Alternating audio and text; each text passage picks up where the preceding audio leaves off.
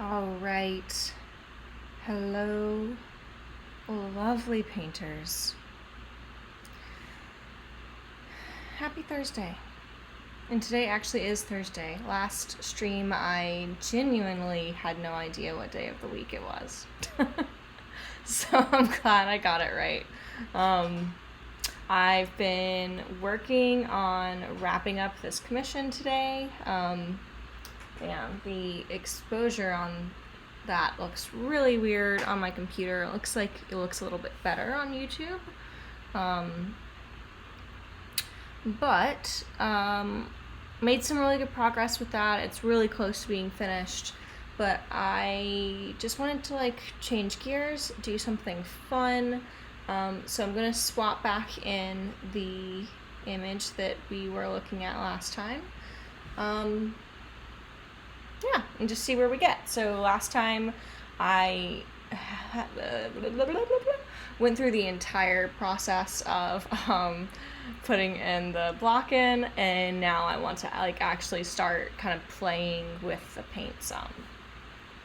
So if you saw yesterday's video, you know that's super easy to, sorry about knocking the mic, super easy to take off because of the magnets I have on the back of that. And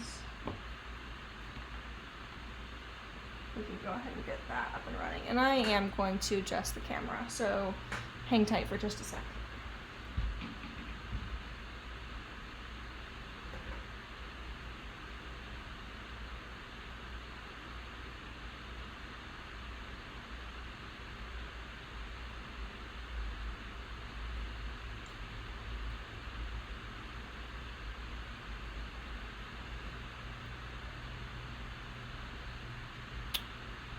Okay.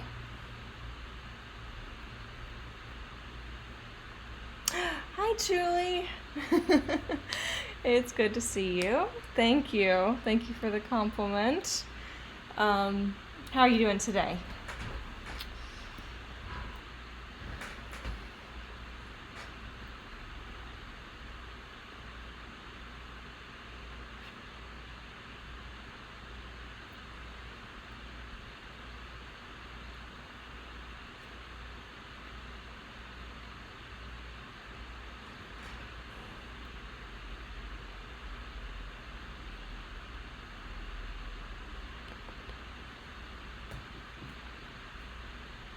Okay, so to kick things off, I don't know if the last photo I took of this last week is current. So I'm going to take a quick image and throw that into Photoshop and make sure the drawing doesn't need any adjustment. Usually kind of at the end of a session, I'm a little bit more forgiving with myself in terms of drawing errors, whereas when I'm starting a new session, I'm a little bit pickier. Obviously, I usually want the drawing to be spot on. I want any edges that need to be hard to be exactly where I want them to be. So I'm always working toward that, but along the path to that at the end of a session, I'm like, okay, I'm pretty close here. Let's look at this one that's a glaring error. In the next section, my kind of threshold will become a little bit tighter, a little bit more close to what it needs to be. Thank you. I am so excited to be wrapping up that commission. It's been really interesting because I've really wanted to be more painterly with it. But I realize what that piece has to teach me is really more about color, and I can kind of relax on wanting to have abstract brushwork in there. Maybe if I do have that brushwork, it's going to be in the background. But then for her face, I'm going to cut myself some slack. And kind of just focus on learning as much as I can about rendering those skin tones accurately. Yeah, I'm happy to talk about brush care today. So before I begin painting, I can go ahead and talk about a little bit of this. So I was painting earlier. Here are, let's make sure you can actually kind of see this. Is it in focus? Now it's in focus. Here are all of the brushes that I was using earlier for the commission work. So I have a lot of dirty brushes to use. These are pretty much all of my small brushes. And as far as cleaning, wow, you can like barely see this. This is a brush tank by Mona Lisa. And unless I take the camera off the tripod, which, you know what the heck. It's easy enough to put back in there. So the advantage of the brush tank is that rather than having like the kind of cheese grater texture that you clean the brush on, it has this like wire mesh dome. And I find it's just super easy to like kind of scrub the bristles into it, whereas a sieve that is like sheet metal with just holes punched in it, I think is gentler with the brushes, but you have to like do more scrubbing to get paint off of them. I do have a brush tank like that, but for my main one, I happen to like the Mona Lisa and have stuck with it. And I probably will until I can no longer like screw the lid on it. 'Cause you can definitely see that like a lot of paint has built up around the sides of it. And even like on the thread where you put the cap on. So all I do to clean is like try and pull as much paint as I can out with just paper towel. And then I go ahead and dip it into the brush tank, which has Gamsol. And I try and get as much out as I can, and then I go back to clean paper towel and try and pull any Gamsol and any remaining paint residue out of the brush.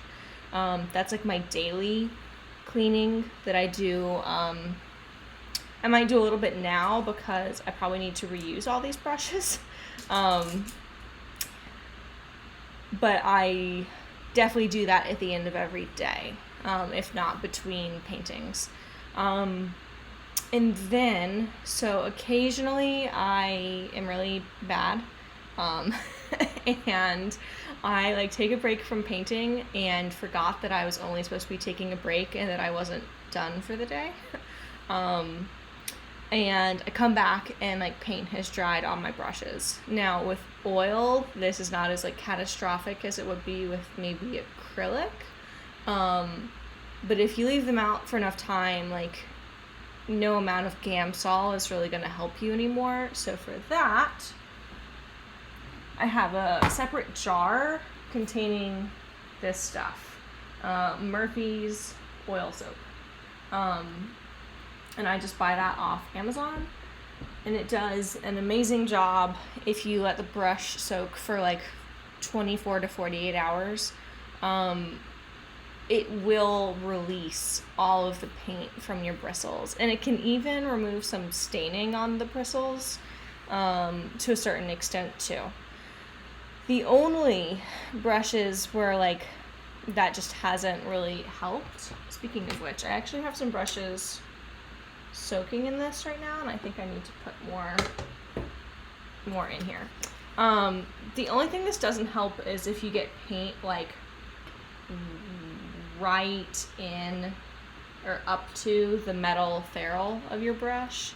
That's where the bristles are like they're most compact and they just can't physically separate. So even though it winds up like releasing the paint particles from the bristle, it can't easily get out from between them. So that's kind of a pain. I don't have a great answer for that. I've heard other artists say that like your best recourse there is to get a literal like cleaning comb for brushes, which I've been told exist. I have not actually gotten them. But yeah, once something has soaked in the oil soap for, a day or two, I literally just like pull the soap out of it with a paper towel, and it's like good to go right away, and that also conditions it quite a bit. There is one thing that I don't do that's an option, which is to dip in safflower oil if you're going to take a break. So if you just don't have time to clean your brushes on a given day, or maybe you're working on a painting, you stop painting for the night, and you're going to pick up on the same painting tomorrow, and like you're about to put the same paint mixtures in the same brushes, so you just want to leave them, you can dip them in safflower oil, and like lightly cover them maybe, and that way any paint won't dry in your brushes. Mark Carter, I think, talks about this. He calls it paint dip, over on his channel Draw Mix Paint. So that's actually where I learned about doing that, so I would totally recommend checking out his channel and searching for paint dip. He has an actual like product for it, which is why he made a video about it. But it's very helpful, and it makes sense for his practice. So I would totally go listen to what he has to say, because it's not really something that I do.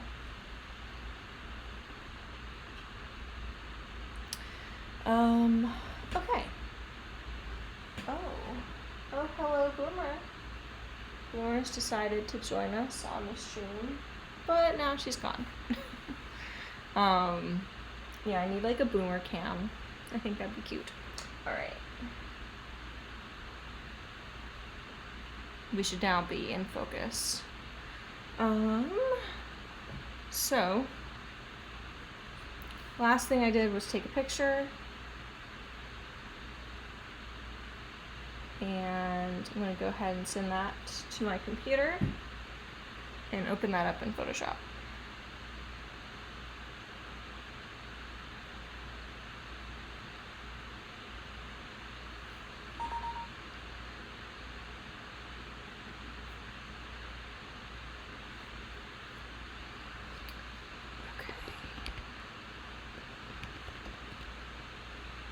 So I'm just using the method that I outline in my photo hack video, as far as taking that photo and then overlaying it on top of my existing reference.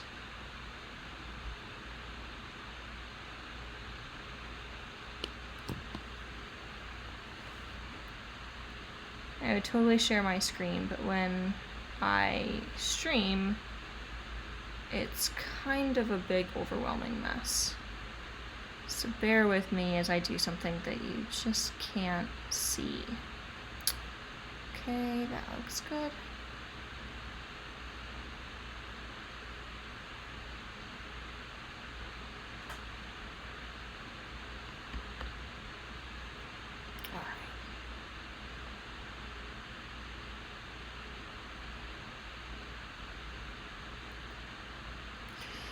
So what I'm thinking as far as how I want to go about rendering this is that I'd like to start with the face and get that in a pretty good spot and kind of work from there out. That's what I think there's a couple reasons why this makes sense. One, from like a pure kind of marketing standpoint, it's much more appealing to share a photograph of a work in progress if some really appealing part of it already has like a pretty finished look, which definitely helps. I think it's awesome to be able to show work in progress, whether it's here, whether it's on Instagram. So I'm definitely considering that, but also, and I think more importantly, at least for the painting side of things, it helps to get some psychological momentum. So by bringing something that feels really important to a finish, it can be a little bit easier to tackle the areas that might feel a little bit more tedious. And that's definitely how it felt with the portrait commission that I just swapped out on the easel. For the longest time, her face was the only thing that had any kind of rendering on it. I only just barely started rendering her hands today, actually. So, yeah, I think that's what I'm going to stick with today, and I will start with the face and then work out for the lights that are kind of behind it in the background. For anyone else who's in the stream, please say hi. I love to give you a shout out, ask how you're doing, answer any questions, all that good stuff.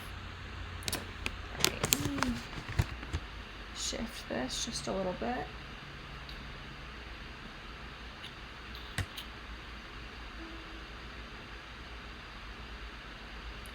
Okay.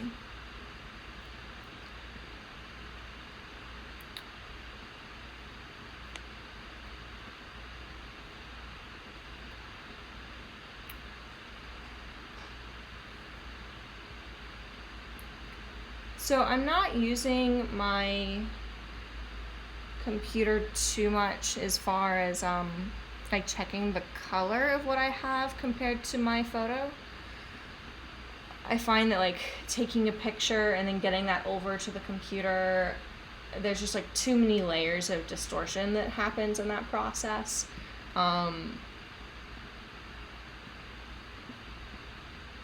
So for instance, on my computer, all of this looks a little bit more like Terra Rosa colored, like it's a little bit more peachy, like a kind of pink flesh tone color. What I actually see here is pretty yellow or red. It's a little bit more chromatic, it's less washed out, it's less pastel.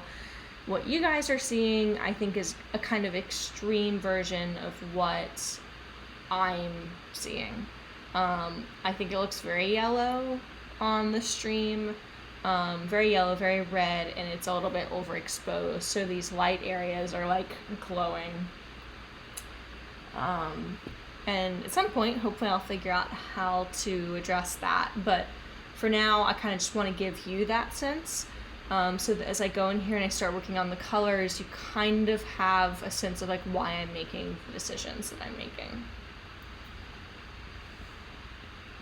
So overall, colors look pretty good, values look pretty good. I see some drawing things that I'd like to adjust now that we're at this stage, but I don't think it's a particularly big deal. I'm like just flipping back and forth on my computer between the photo of the painting and the actual photo that it's based on. So I can see right there's this little light mark, and that corresponds with the beginning of the ear, which I haven't put in yet in this piece. So, all right. Everything that I've put in so far has been really diluted with Gamsol. And I'm thinking right now I might start with it kind of mildly thinned, but at this stage I have the entire block in down. I kind of want to do my best to use best practices and go fat over lean, which would mean, you know, after you have a layer with solvent in it, you don't reintroduce solvent.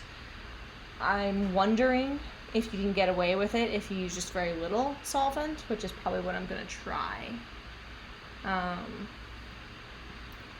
But that's really just because I don't want to build this up too quickly. I don't want the like sheer quantity of paint to get away from me. So let's see. Mixture looks pretty good. Maybe a little bit dark.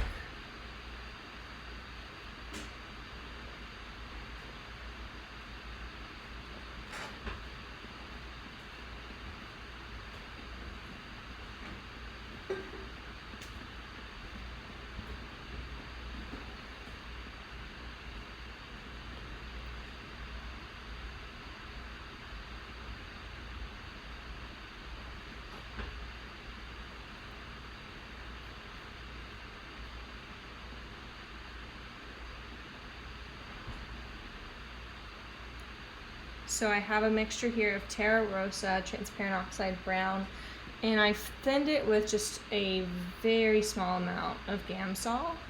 So you can see it's moving pretty well, but it's not like totally sheer, and I really didn't introduce that much Gamsol to it.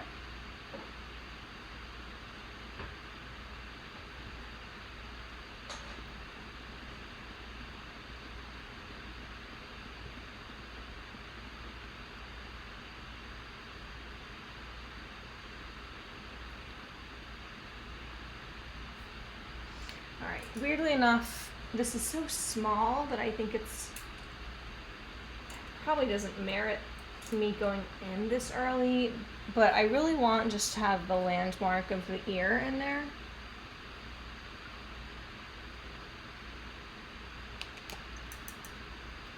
So I'm cleaning a little brush that I was using earlier, just going straight into the Gamsol, and I'm trying to pull all the Gamsol that I can back out of it.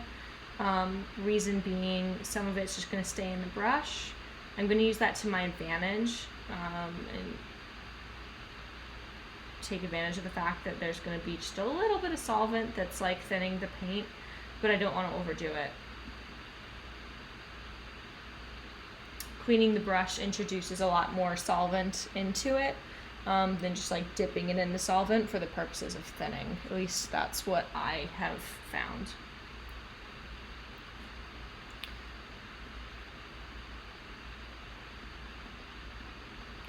So I'm using this landmark that I talked about earlier.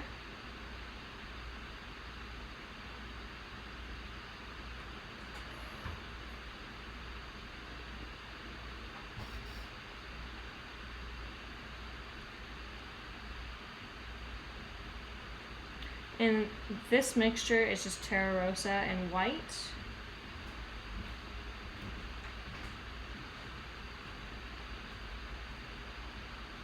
And having a little bit of Gamsol in this particular mixture is really helpful because I find that Terra Rosa, as a general rule, is a pretty stiff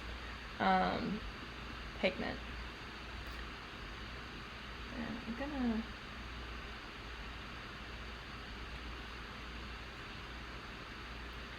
I want to introduce a little bit of this up here. This was just a little bit too light in value, and the face here I think is going to be really interesting to tackle, especially for me, because there's so little happening. Like, there's so much that's described, but it's only kind of suggested at. You lose so much detail by being backlit here, and I'm not used to painting that way.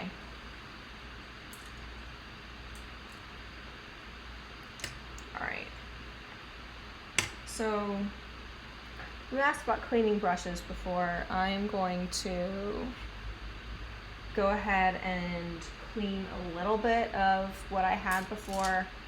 These are all the brushes that I've already used. I probably have like 20 of these, and a lot of them are just colors that do not apply to this. I don't want those colors contaminating this piece, but these are all the brushes that are at the right size for this painting. So I'm just kind of separating into two piles here. I have brushes that are clean, brushes that are not yet clean, and brushes I've already used for this painting. That's 3 piles. I can count, I promise. But eventually, it's gonna go back to being 2 piles.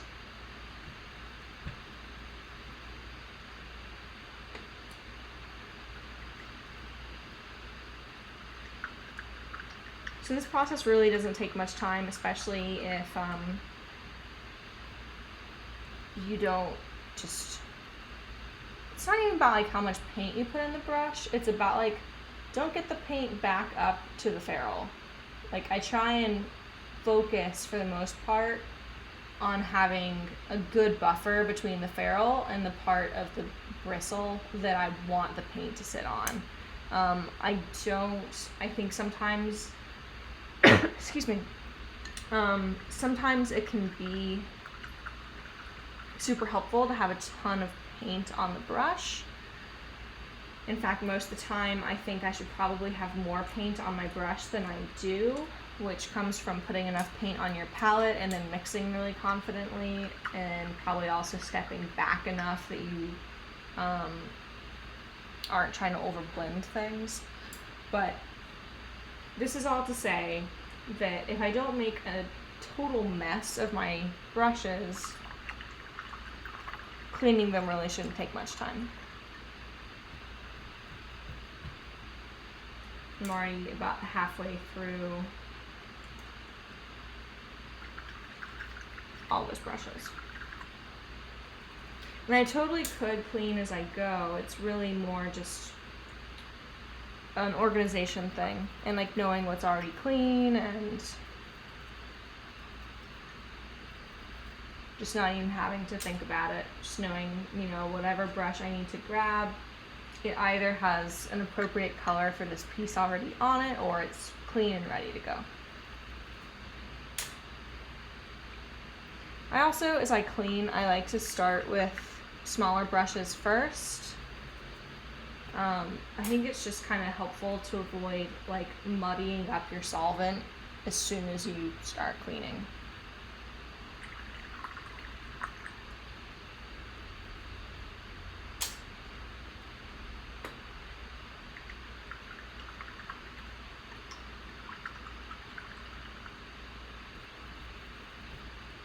So has everyone painted today, or what have you all had going on? Like work days?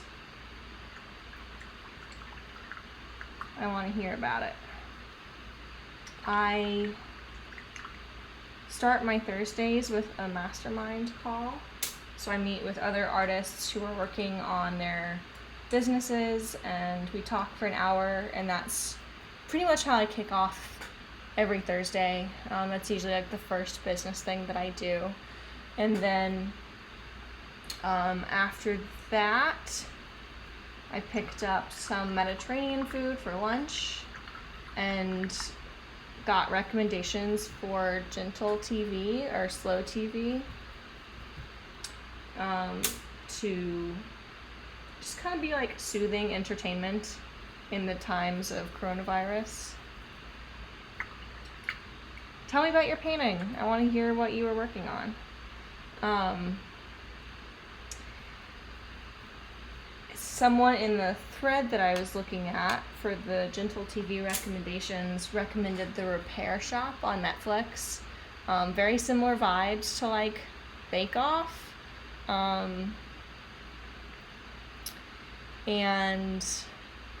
it's just like a repair shop that fixes like family heirlooms, from like clocks to furniture to toys to paintings, and it's just wholesome and nice. So I ate my Mediterranean food, watched that, and then got to work on the commission that I had on the easel when I started the stream,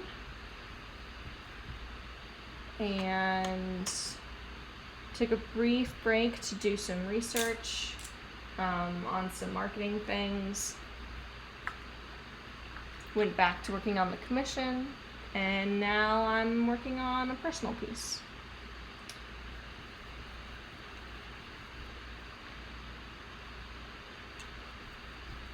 And I like to listen to audiobooks while I work. Honestly, I would stream like all the time if so much of the time I didn't want to find out what happened next in a book that I'm listening to, because I can't, for like copyright reasons, I can't just like play the book I'm listening to on the stream. Although I've kind of thought about like maybe using AirPods for that purpose, but at the same time I worry that as soon as I started talking for the stream, the whole thing would be moot. Like, I would just have to constantly be pausing the book, and maybe I wouldn't talk as much. So maybe it's a terrible idea. But I've been listening to Robert Galbraith, that's J.K. Rowling's pseudonym. Been listening to that mystery series, and I just started book 3. which I think is called Career of Evil. So far, very interesting. I thought Silkworm was great. It seems like they're very consistent, but like maybe getting more stronger as you get stronger as you go through the series. All right. So all my brushes are now clean.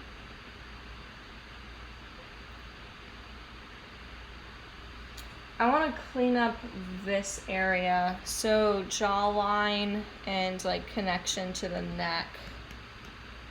This is a little bit darker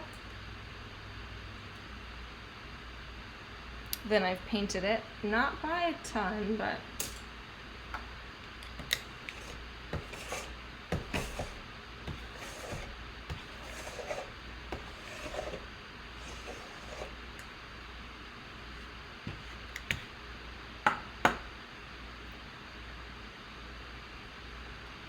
and it looks like this mixture is predominantly transparent oxide red.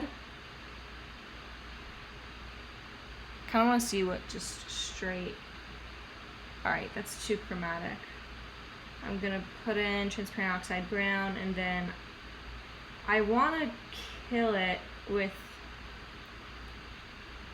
a little bit of titanium white, and the reason isn't to lighten it, it's actually to like introduce like a chalky blue, which generally speaking we think of blacks and whites as being blue when it comes to pigments.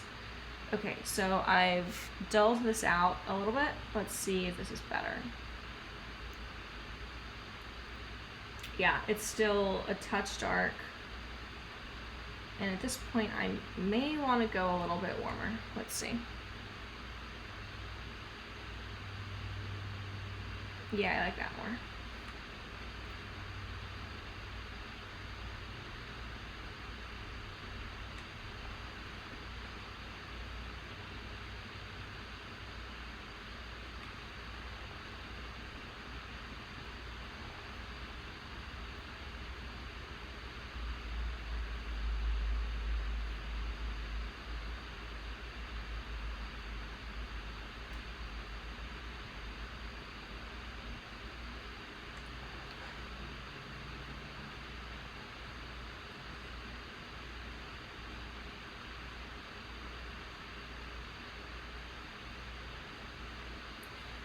Sometimes adding white to something is also about knowing how that pigment responds to having white added to it. So Terra Rosa is like a pretty straight terracotta color, but rather than tinting to something that's kind of an orangey red, it tints really pink. And I like that a lot and find that very convenient. If you want an example of what I'm talking about, that is Terra Rosa plus white.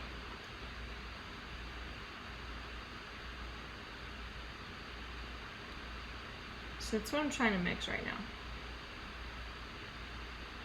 Is I want approximately the like native value of Terra Rosa. Yeah, it's just not working.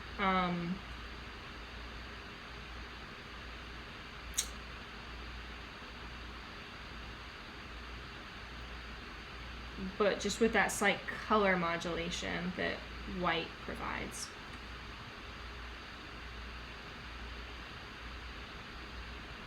That looks a little better.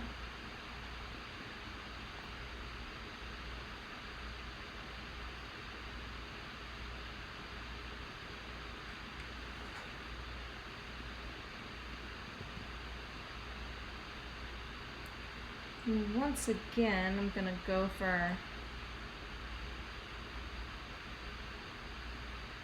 slightly darker color and put in that cheekbone.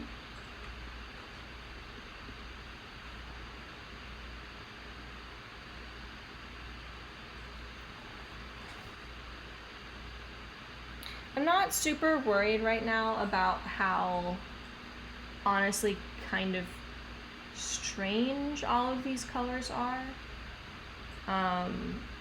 Like, these are not the mixtures, especially if you look at it on the palette, of a white person. And without kind of the rest of the painting being there, kind of supporting the colors I've already put down, it's so easy to be like, well, that's too dark, that's like too red, there's no way that's correct. Ye of little faith. And by ye of little faith, I mean like me. Not you guys. I know you have plenty of faith.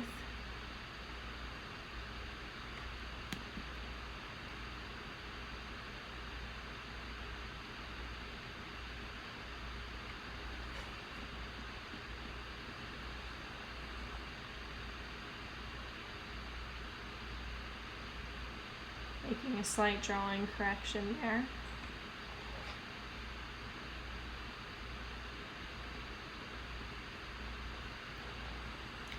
And while I have this,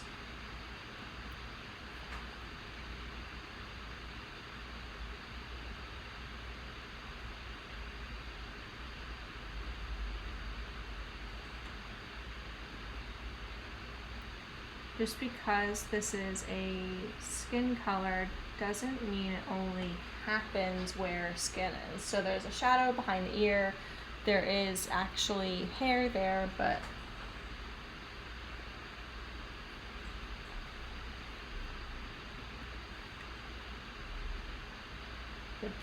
that was the color of the shadow.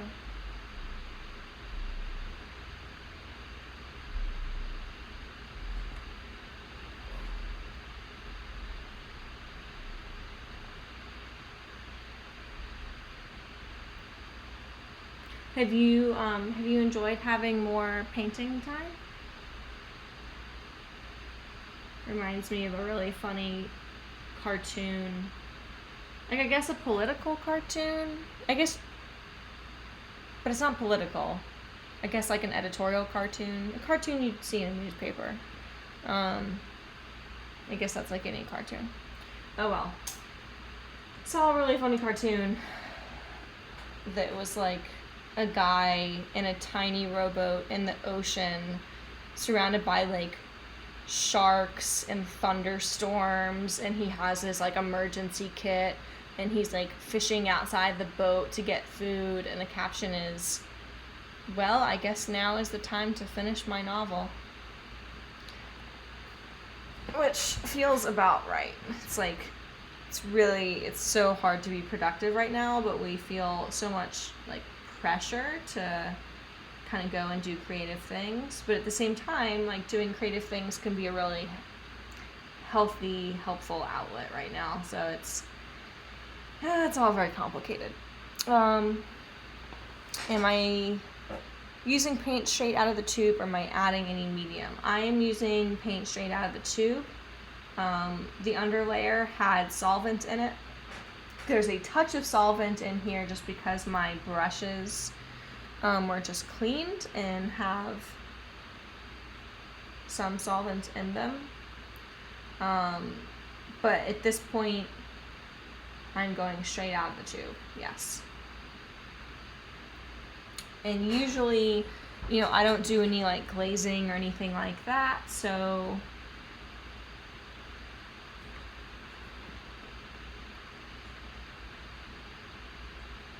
I don't usually add like oil. I sometimes will, but it's only if I need the paint to move, not because I'm like doing a transparent glaze over something.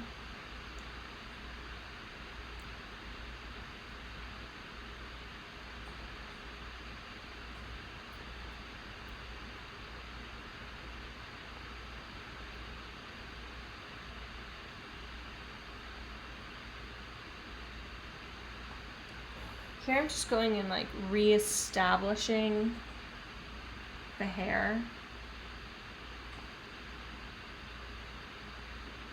And I'm not really worrying myself with like the direction the hair pattern is. I'm really just thinking in terms of like, how do I most economically make the shape that I need to make? I have a feeling that I have a little bit too much contrast happening here, but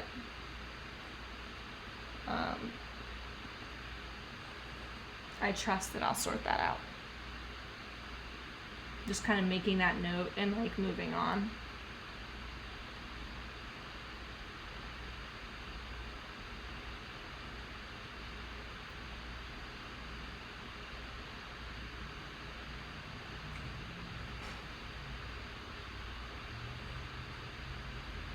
Okay, so this color that I have, I realize, is like perfect for this area of hair, so I'm just gonna mask that in.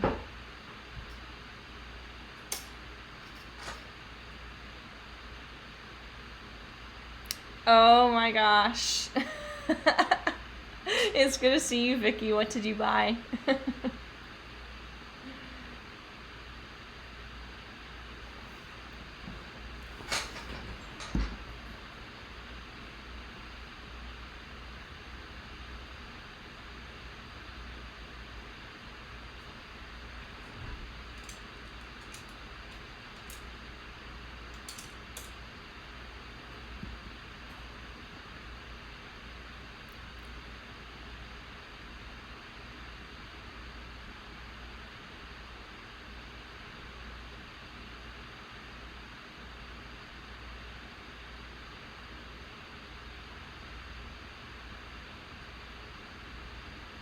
Every now and again, I see a part of the painting where I'm like, oh man, that is an awesome haul.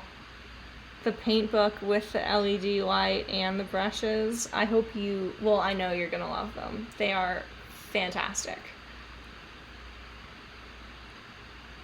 I think when I got the edge, and I think it could be slower right now because of coronavirus, I think it took about a month for it to get to me. Probably about the same as the big easel. And like, whew, that was a long month. So when you get it, you be sure to tell me, because I want to hear everything that you think about it.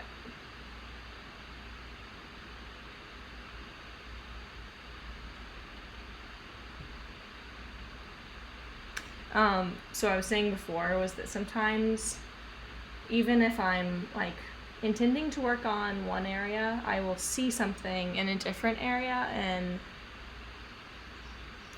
if I have like a pretty confident sense of how to approach something, I'm gonna take advantage of that. You know, I'm not gonna be like, oh, I know exactly how to paint that thing, but I'm not working on that area right now. Like, no, I'm gonna do it. So I saw how I wanted to paint this little sliver of this bracelet.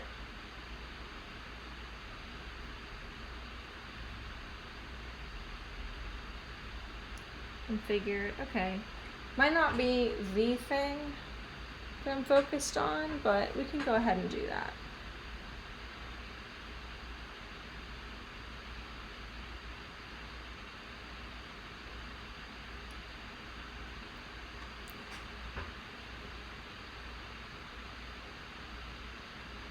Oh, thank you.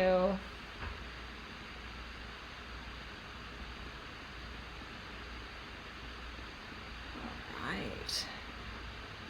And again, I'm kind of just like checking the drawing a little bit right now, like seeing if anything else is sort of jumping out at me.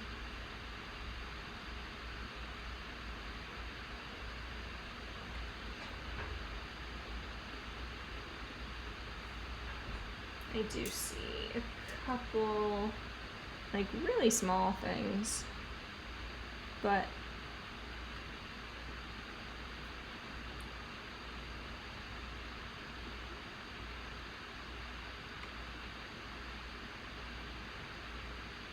you know, it's okay that they're small. Little things add up.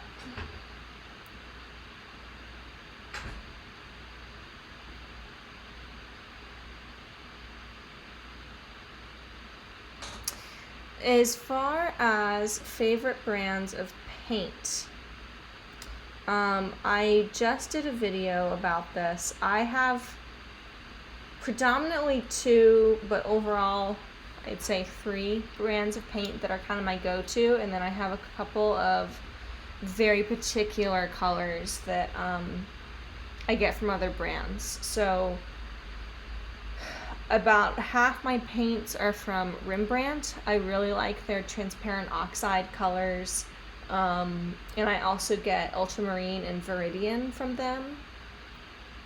I also think I started using their cadmium lemon because maybe I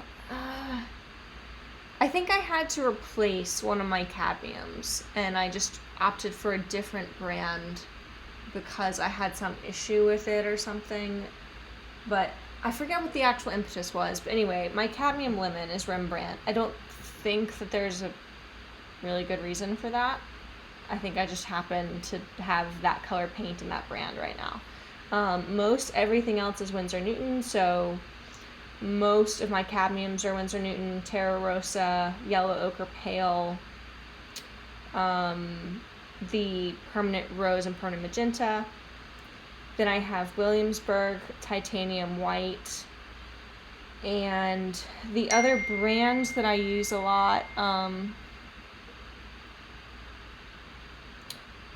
is Gamblin. So I have Gamblin Green Gold. I actually don't have it on my palette at the moment, but it's like a stock color that I have ready. And I have a couple other Gamblin colors as backup. Even though I don't have I don't think I have any Gamblin actually on the palette at the moment. And I think the only 2 other colors that are other brands, I have Michael Harding Cadmium Orange, which is the darker cadmium orange that I have on the palette, and Sennelier King's Blue. But I do have an entire video on brands, and I kind of talk about why I like what I like. The video is less than a month old. It's top 3 oil painting brands. If after the stream you want to go look at those, I would totally recommend that because that's a lot more thorough than I'll be able to be on stream, and you can actually see me, putting out the paints that I'm talking about. I have a note in the description of that video, by the way, that I literally edited out me saying what one color was, and it's Winsor Newton Terra Rosa, and I add it at the very end. Like I said, I put it in the description, but I had a lot of people who were like, what was that one color? Even after I realized what had happened and added it in there. So figured I would go ahead and mention it so that you know as you're watching. So as far as the luminosity on this piece, thank you very much, Vicky, for the compliment, by the way. It's a wonderful compliment. I think it really comes down to being choosy with what I'm painting. So I don't think that there's any real secret of, I don't think there's a secret method. I think there are things that make a big difference once you've chosen your subject, but overall it's largely about choosing your subjects to favor things that are really luminous. So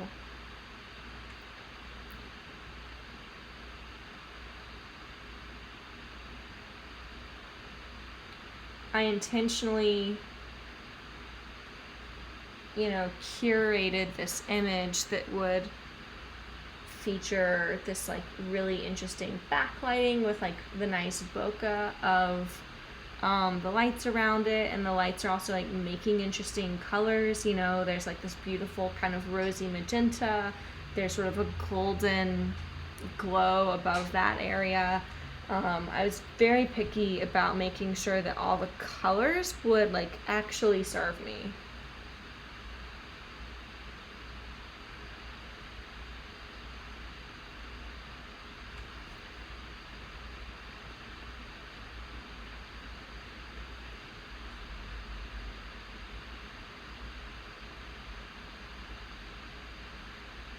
So I'm not being super neurotic about these little details I'm putting in right now. They're really intended to be like a starting point. I don't want to cover up too much of the nice like base layer that I put down, but there is just like so much detail to kind of get in there that I want to start putting something down that I can begin to like fact check.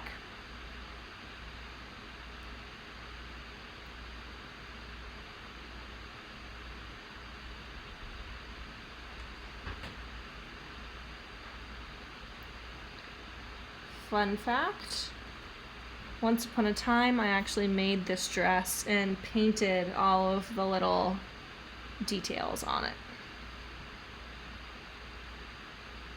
So this is technically the third time I'm painting this, because I painted it in Photoshop to design it, and then I made the dress and I painted the design on the dress, and now I'm like painting it,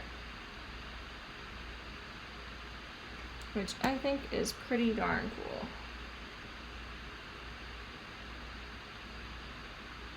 And it's just a great dress.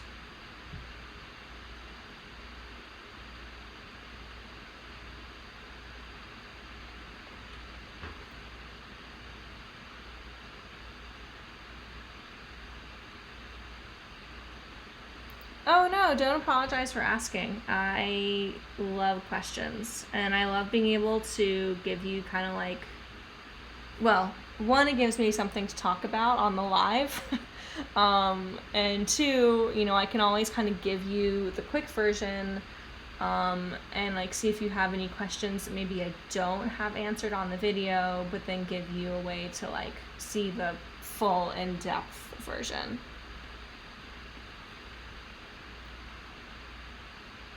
That, and YouTube likes it when people go and watch my videos, which is also very helpful.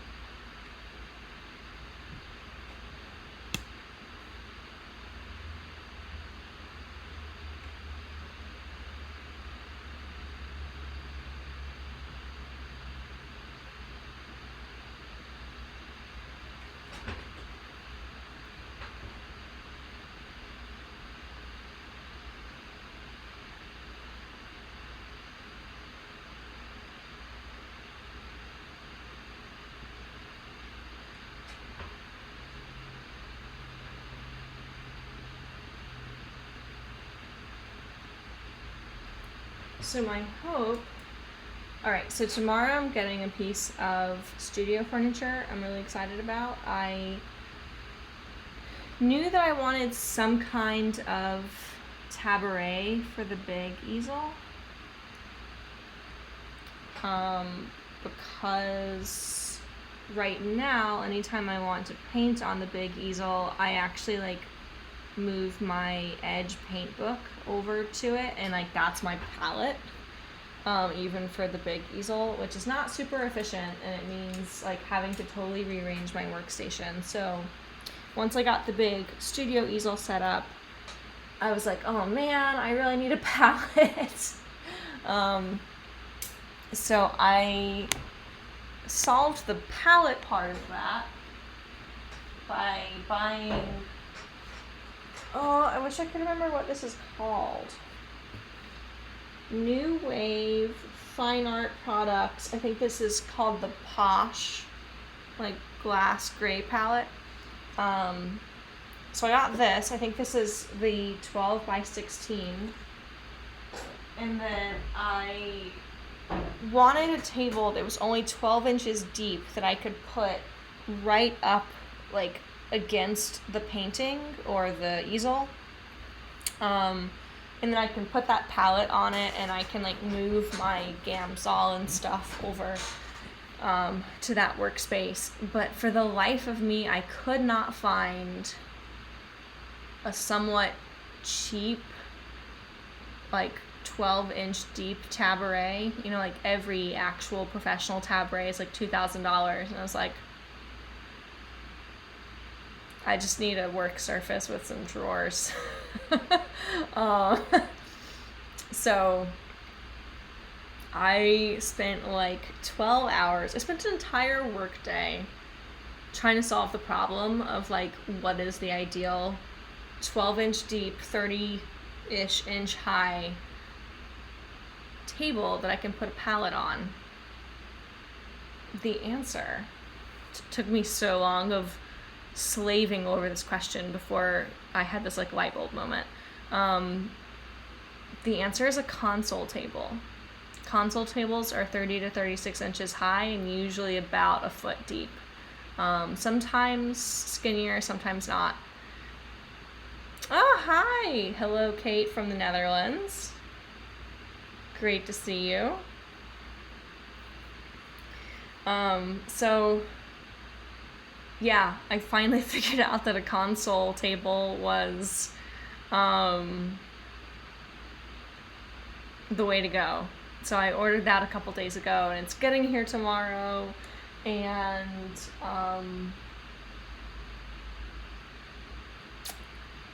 so that's gonna like make it easier to get some work done on the big still life. And then as soon as this version of this painting is done, and as soon as the portrait commission that I've been showing you guys is finished, I'm going to be swapping between working on the still life and working on like a big version of this painting. So I cannot wait till tomorrow when the console table gets in. That's unofficially becoming my taboret. I think it's going to be good. I might make a video, like some kind of video on it, because I realized that there are some pieces of equipment like an easel where, yeah, you're probably not gonna like DIY yourself an easel, but like a table that you can put a palette on, yeah, like let's DIY the heck out of that. And normally I might do like a woodworking project with my grandfather, but I can't go over to a woodworking project with him right now and don't know when that's going to be conceivable. And I kind of have a feeling that as soon as it's like safe for us to be, you know, going out and like spending time with other people, I'm probably going to have a ton of commissions to do. So figured, okay, I'll just buy a table. It'll be great.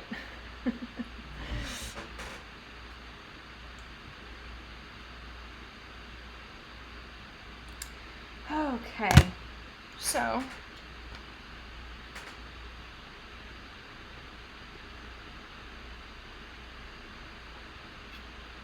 I just had a total diversion to work on that dress, which is not especially important. I mean, obviously it is important, but it wasn't my reason for being, so to speak. All right. I'm gonna work on the hair just a touch.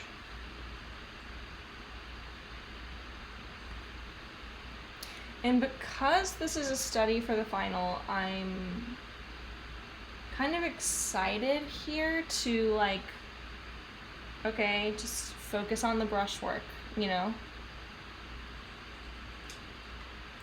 This is like the perfect place to loosen up and try new techniques and try and push the things that are kind of hard to push in commissions.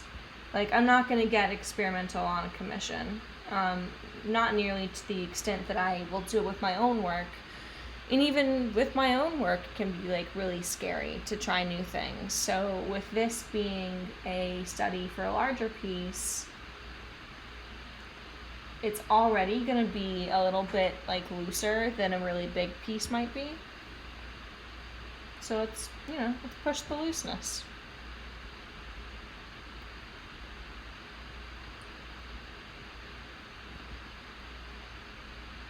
Oof, that's not the right color.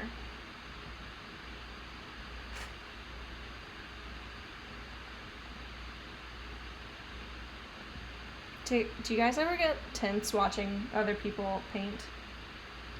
I actually like really enjoy it, but I think there's like just inherently a little bit of tension of like, oh my god, are you gonna fix that? Like how do you see that thing? Like I have it constantly in workshops, and I know very well that they're gonna fix the thing. I'm gonna think it's perfect by the end, but I don't think it stops it from being like just a little bit stressful.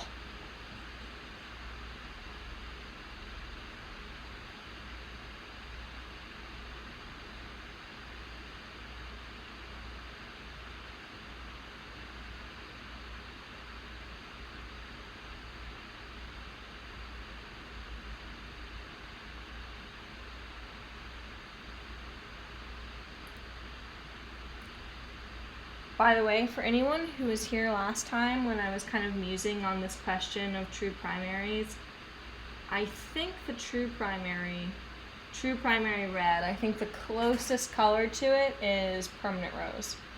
I just was doing like a mixing test to see which of those two pigments I wanted for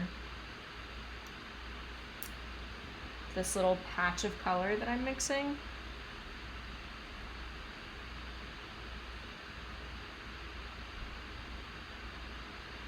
And it just seems like permanent rose is a little bit more chromatic.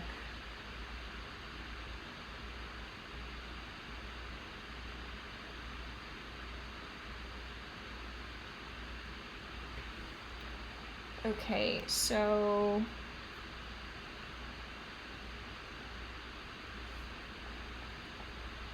I feel like I'm doing surgery.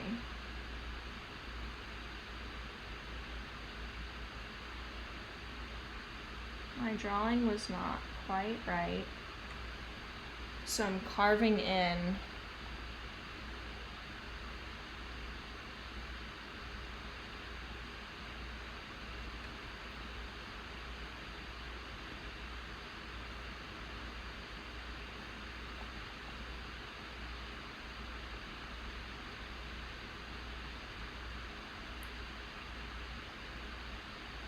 and once again, oh my gosh, I feel like I need to hold my breath for this. Sorry guys, my narration is not going to be on point for this.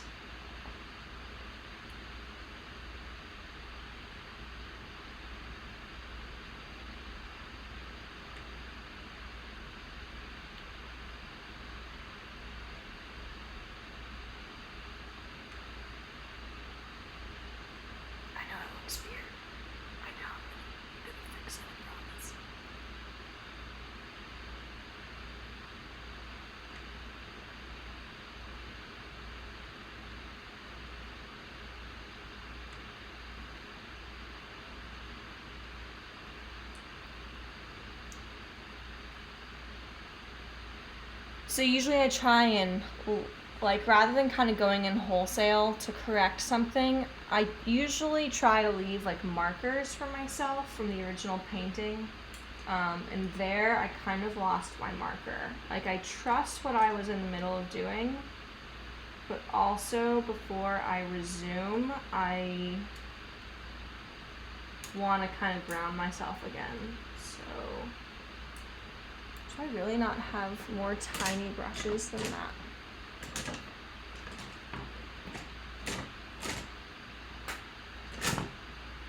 Aha. Found one. Oh, thank you, Becky. And I'm glad, I assume you're talking about the permanent rose. So I was realizing that I wasn't really sure what my content lineup for YouTube would be in May. That's the month we're coming up on, yes. And was like, oh gosh, like what can I do if I don't have paintings to share? Because right now I'm like trying to do 3 a week, and tomorrow, by the way, I'm doing another live stream. I do not have a video that's ready to go tomorrow, so I just figured, okay, I'll paint with you guys. But yeah, it's really hard when I don't have paintings that I'm finishing up. So that's a really good idea for a video. I can focus on doing like color charts for true primaries versus not true primaries, like traditional primaries. That's probably what I'll call it. All right.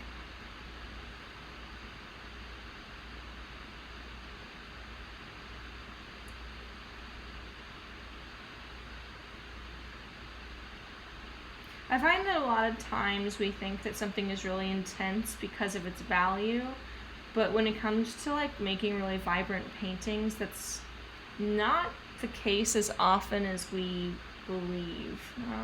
A lot of the time that vibrance comes from making something super high chroma. So like right there, instead of making this, I'm sure it's really impossible to see on the stream, but instead of making that color close to white, I actually made it more accurate and more vivid by darkening it with some cad yellow deep.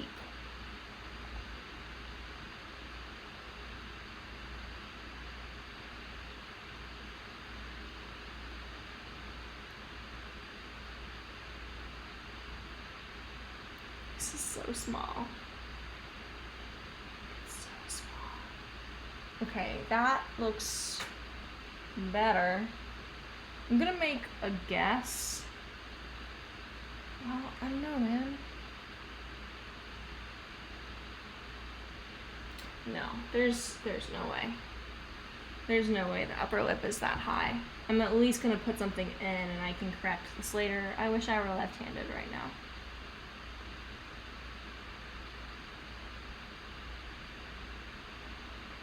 Okay. Cool.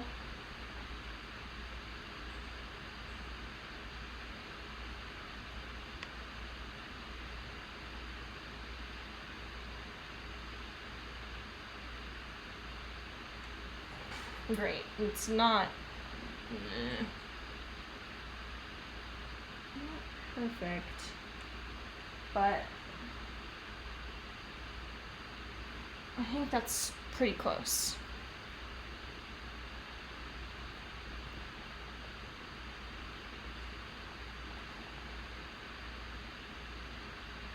So like right here in the painting, in the photograph,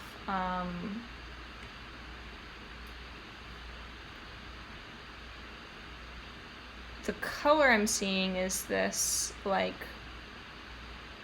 sort of magenta light, and the assumption we would be tempted to make is that like, okay, the way to make that look real is to, it's light, so let's like put a lot of white in it, and that's gonna make it look really vivid. But I have a feeling that the actual way to make that happen is to try and make it more chromatic. And we're gonna test that theory.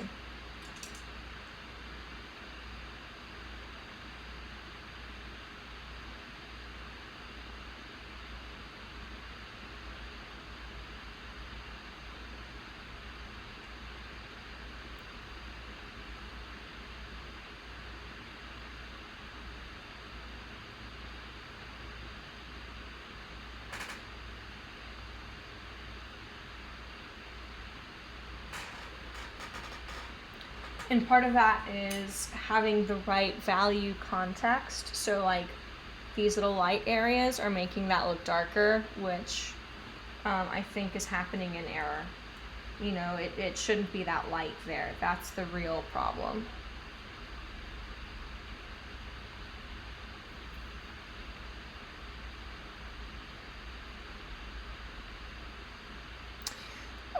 Vicky, that's a great question. So I'm going to answer this as best as I can. Because I am not an artist who has a non-toxic palette, my knowledge of this just isn't as robust as it is for others. So people keep cadmiums on their palettes for different reasons.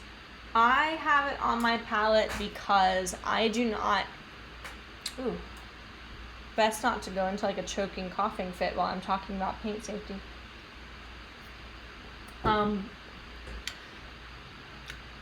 Presently, I do not have an overwhelming reason to be concerned about safety. Most artists that I know who switch to non-cadmium palettes have children who could get access to their paints. Thankfully, we've come a long way as far as the technology for the pigments that we're using. Cadmiums now are formulated in a way that is much safer than cadmiums of even like a couple decades ago. So theoretically, you could ingest cadmiums and it not be an issue. The individual like molecules are too large to like be absorbed into our bodies, even if you ate it. That being said, they do not recommend eating it.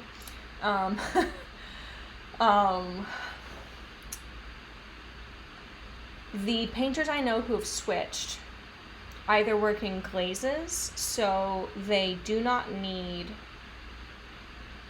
a highly opaque color, or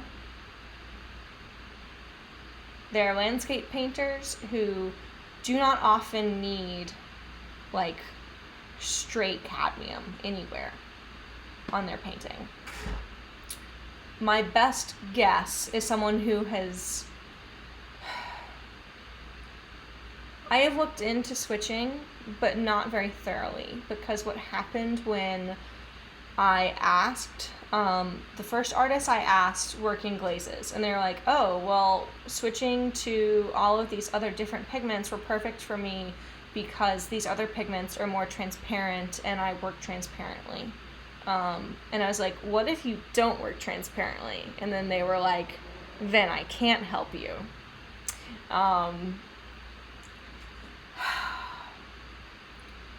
So my guess is that if you want that like dollop of like straight intense yellow, orange, or red, cadmiums are probably gonna be bent, that you're not gonna have like longevity issues with it. And it mixes the way that you want to. I don't think there's any reason not to use them. At some point, like, if I had kids, I would probably start looking into alternatives or like really upping my studio safety. Either just like, that's a room that's totally off limits if that's possible, or like, let's make some changes. So most artists I know who switched wound up doing a whole bunch of research and making a lot of changes like as they needed to. So like Mark Bogus is the notable landscape painter who doesn't have cadmiums on his palette, and it's because he has little kids. And that was the same reason for the illustrators that I know who work in glazes. They made these changes when it's a husband and wife couple, and they're both artists. They made this change when the woman got pregnant, when his wife got pregnant. Let's see. It's like, oh, hey, Adam. It's good to see you. Thanks. Yeah, Vicky, my understanding is that cadmium alternatives are less opaque and, like, pack a little bit less punch. So if you have phthalo on, like, one end of the spectrum, cadmiums are, like, just inside it, where you only need, you need, like, a teeny speck of phthalo. You can use a little bit more cadmium. And I guess on the other end of that spectrum, you would have something like cobalt violet, where like you could use pounds and pounds of it, and it's going to be overpowered by whatever you're mixing it with. Cadmium alternatives are definitely a little bit more weak when mixing. And a lot of them are a little bit less opaque. That's my understanding. And yes, even though they've like manufactured safer cadmiums, they still have to have a label. I'm not a lawmaker, and I don't live in California, so I don't know exactly what the standard is. I assume it's just that like cadmiums are still dangerous if you like cut yourself and like smeared cadmium on it, you know. I think for that reason they probably would always have to have a label. And no worries about putting me on the spot at all. I've said this before on streams that like my concentration is not amazing. My brain appreciates kind of being able to take breaks and take my eyes away from the painting a little bit, and it also gives me something to talk to you guys about. Adam, how have you been doing? Are you still with the same company?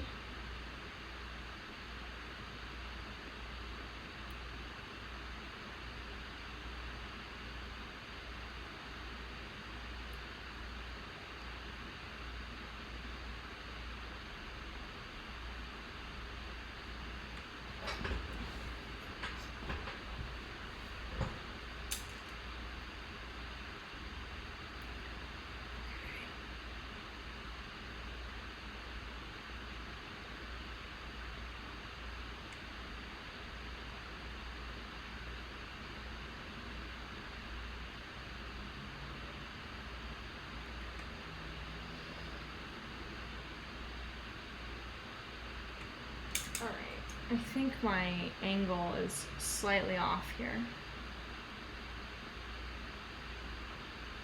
That looks better.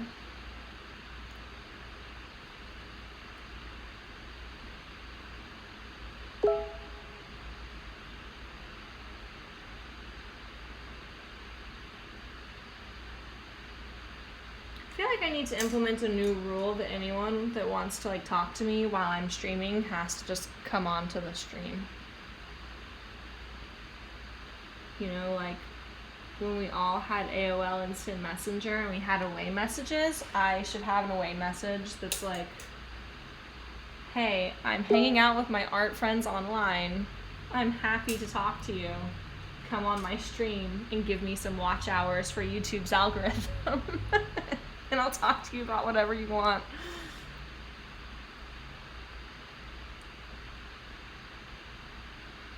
Okay. Woohoo! I think that looks better.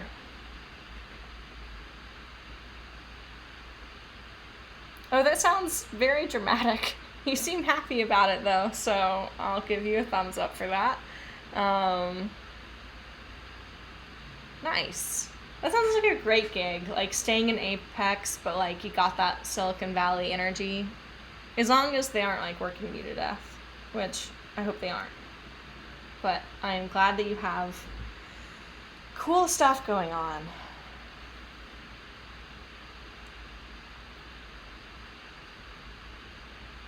Do you still...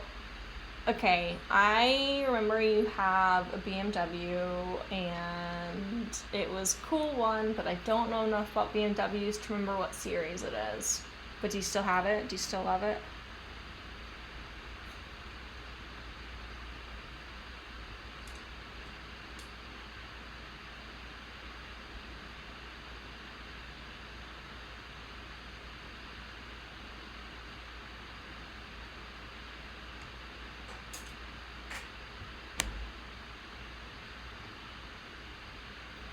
Ooh, what kind of studio easel did you get?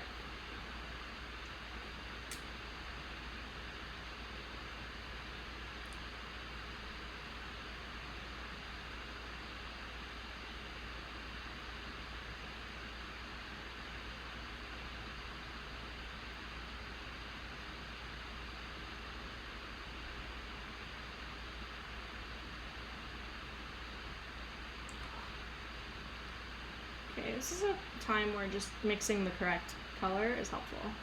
I was being really lazy and just like dipped into an existing mixture that I had, but you can tell that like it's not right, Chelsea.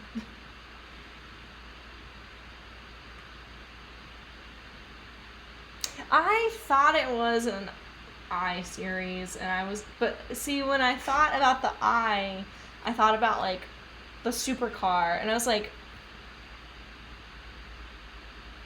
okay, I think I'm gonna sound like an idiot if that's what I,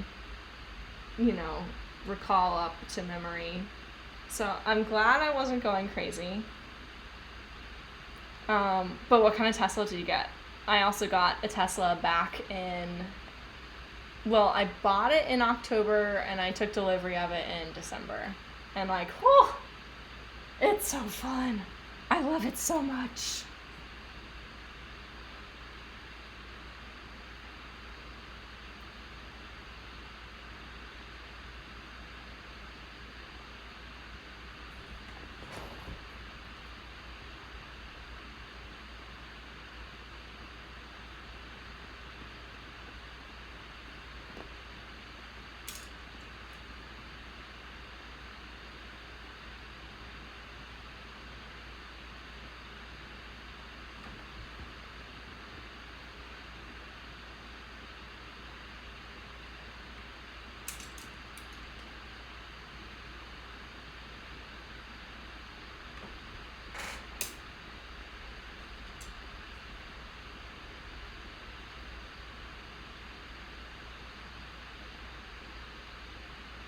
Nice.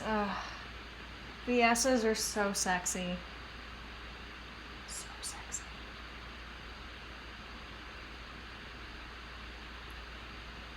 Alright. You piqued my curiosity. I have to look up the Stiesel. Wall mount?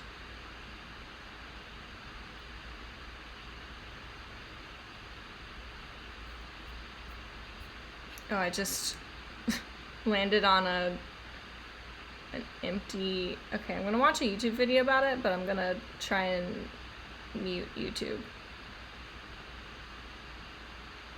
A revolutionary new tool for artists. Steel panels. Alright, cool.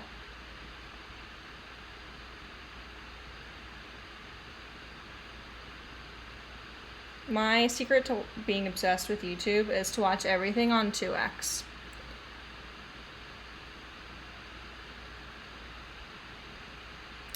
Interesting. So it does look like it's wall mounted, but the magnets are for the clips more so than anything else. And then you can like reconfigure it to make any damn size of thing.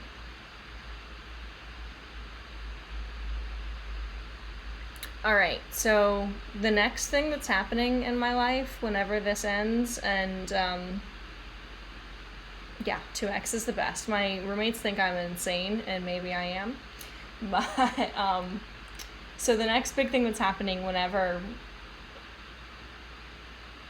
the economy restarts and we're not all in a state of panic is that I'm renovating my upstairs bonus room.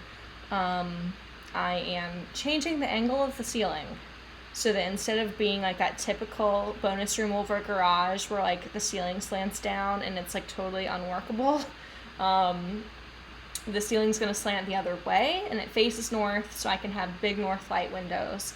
And then all of this is going to go up there, and that looks like a great thing that's going to go on my wall when that gets renovated.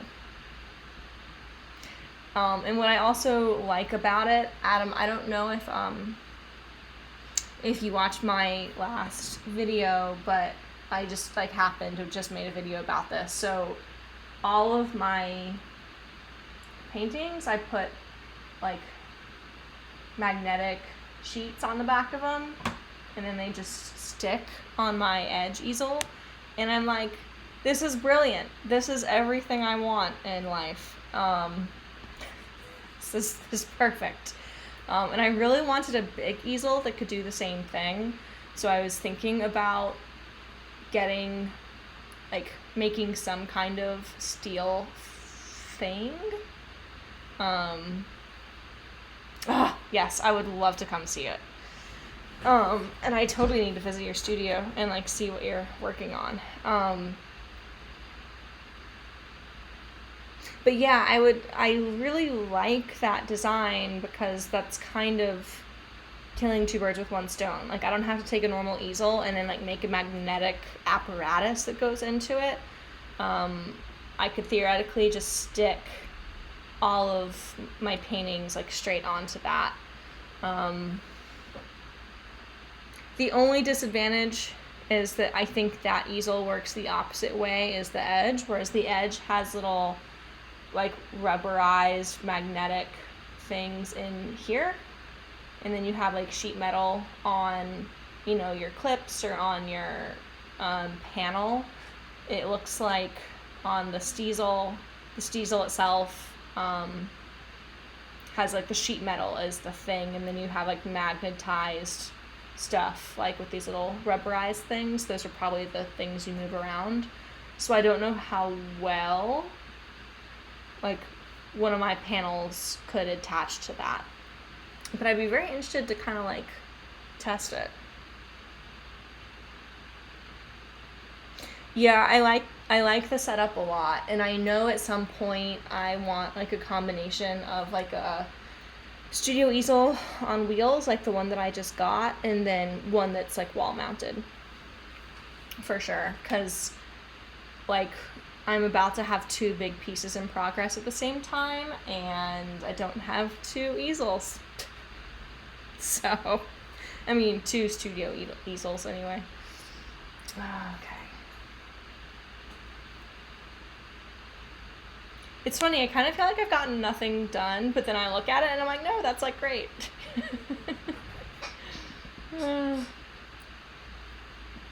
So which S did you get? I have like the standard range plus Model 3, so I'm very envious of everyone. Literally everyone has like a cooler Tesla than me, so I like hearing about them. That being said, it's the future and I love it.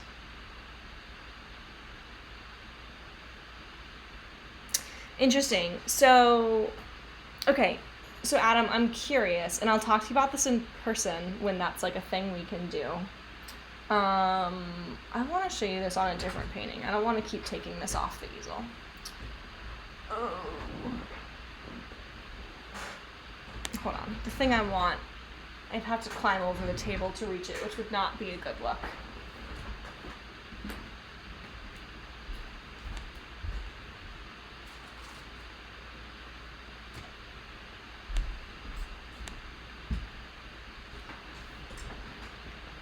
I do have a Tesla, and yeah, I am grateful for that. Like, every minute of every day, I am so happy with that little car. It is, I mean, like, favorite things in the whole world. My cat Boomer, being able to be an artist full time, and then under those two things, Tesla. Yeah.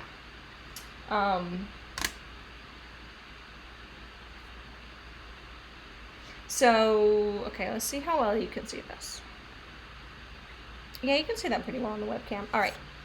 So, like, the sheets that I have are super duper thin, and I normally attach them with command strips. I just happen to grab a painting that is, like, taped on. But, you know, it cost me like $50 to get like 40 of these. And I just rotate them on and off paintings as I work on them. How easy would it be for me to get the opposite component, like an actual thin magnetic strip that wouldn't leave a residue that I could like put on the back of a panel?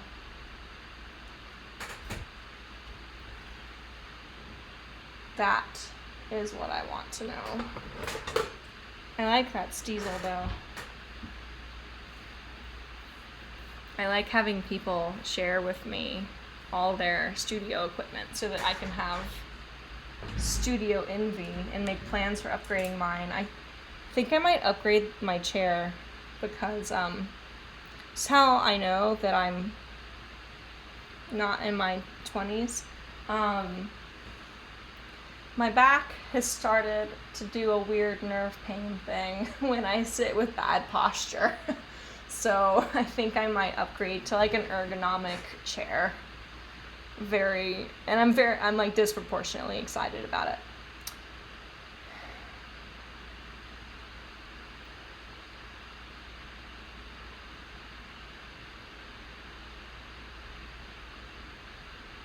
I wish you guys, I need like a separate camera that I put in the other corner of the window, like that corner, and it's just like a view of the whole studio so that you can see when Boomer walks by.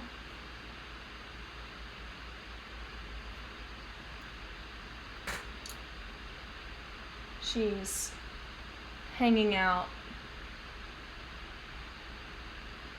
very close to the camera, but not so much that I could like show her to you.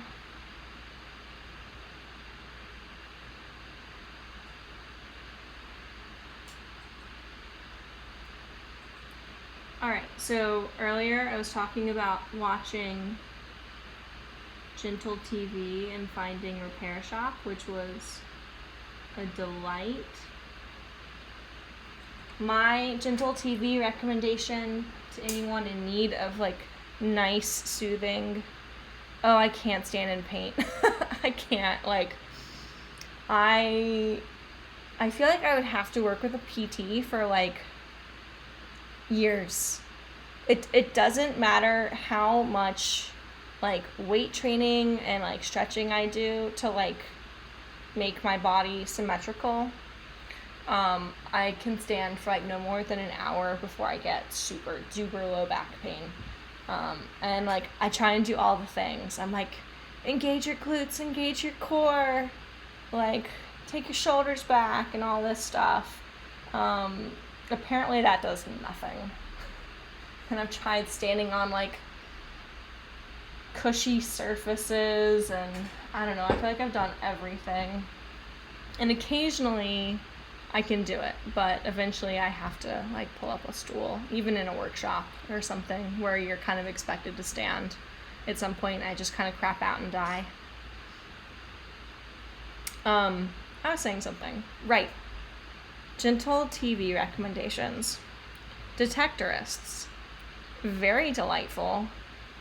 About 2 middle-aged men who have a metal detecting hobby, and the show is just about like their friendship, and it's very British and it's very low-key and nothing actually bad happens in the whole show, and it's just a delight. And it's not ongoing. They like, you know, they have a beginning and they have an end. I think it's 3 seasons. It could be 4, but I think it's 3. And I'm definitely going to rewatch it now because it's just that nice.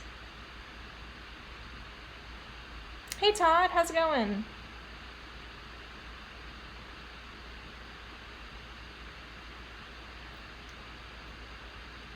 Progress is pretty good.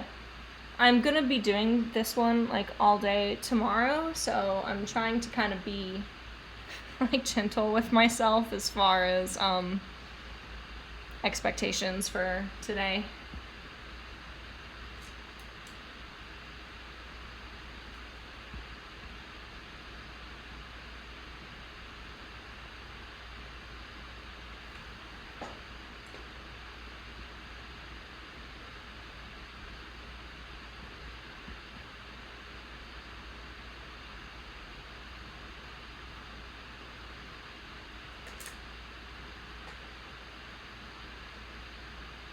I've been seeing all of your tweets. It sounds like you have like super exciting things happening.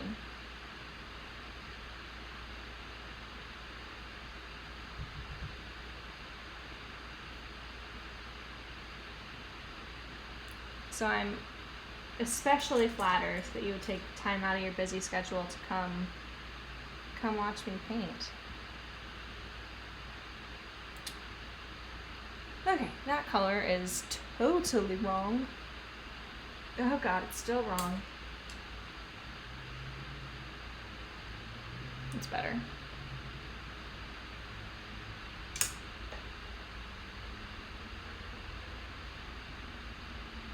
Yeah. Oh, you know what's great? Having a super out of focus reference, so you can just like be abstract and play with stuff and see what happens when you mix things, and like not having to worry about it. That was like a treat. A treat. Thank you, Sean. Nice. I want to go see. I assume that would be pronounced Carolina and not like Carolina.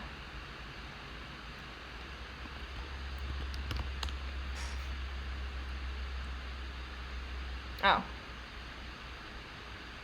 Just kidding. The internet corrected me. Cool. So, like, fantasy, I imagine, based on her style. Thank you. Thank you for the compliment. I'm deeply glad I can be relaxing. I think it's my coping mechanism to deal with my own, like, crippling anxiety. Maybe that's relatable, I hope. Oh, goodness. Cool.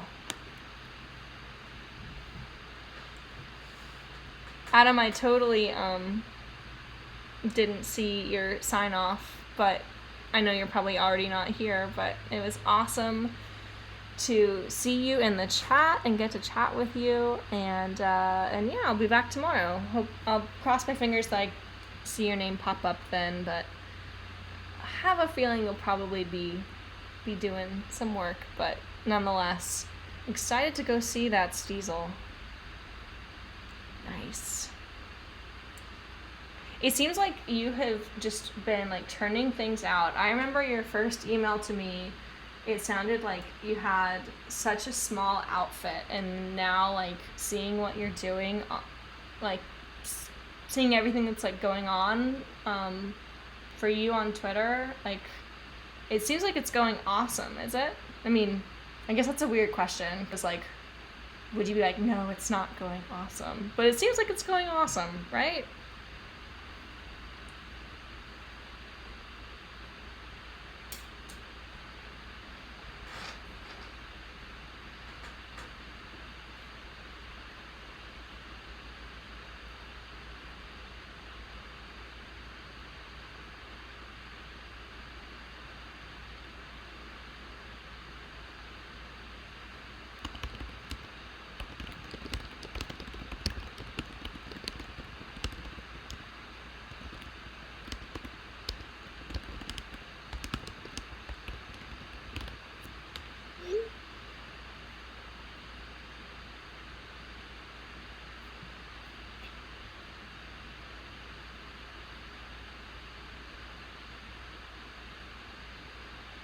That's awesome.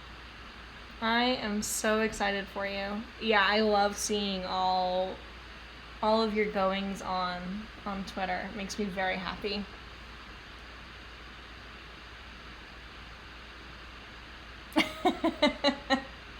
Yeah, I get that.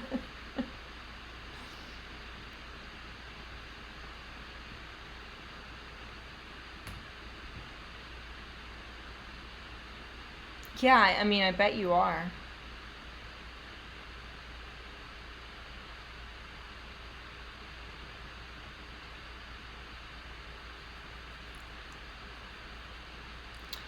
Yeah, I'll keep my fingers crossed. I know a lot of artists, I mean, so kind of when I got started, like I was a little bit more in the illustration circle, and then kind of quickly realized that like everything I do is much more closely aligned with fine art. So I'm like really out of the illustration loop now. But still, I know like a lot of fine artists who are planning, still like hoping for the second half of the year to be able to do art shows and fairs, and even though I'm not as in the loop with like the illustration community, I still follow a lot of illustrators. on Twitter, and man, that it's just, oof,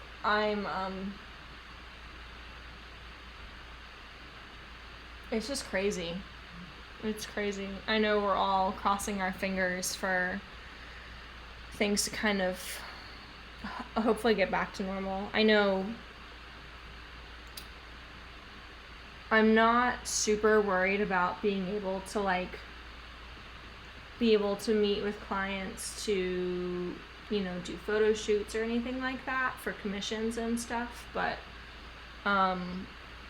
just personally, in my free time, I really want to be able to go partner dancing again, and just have no idea when that's going to be considered safe. I guess on the one hand, I'm grateful that I don't work in a salon, because I think that's probably going to be one of the last things to sort of open back up, but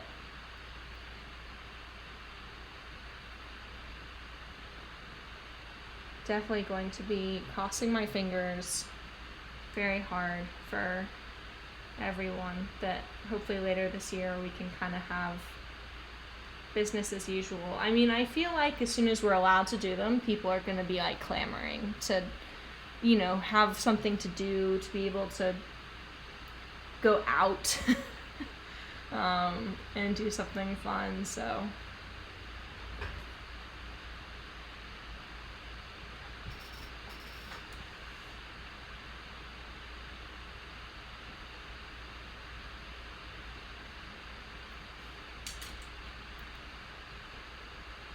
I always love it when people talk about artists in the chat. I immediately stop what I'm doing and go check out their work. Oh, Serena's stuff is super cool.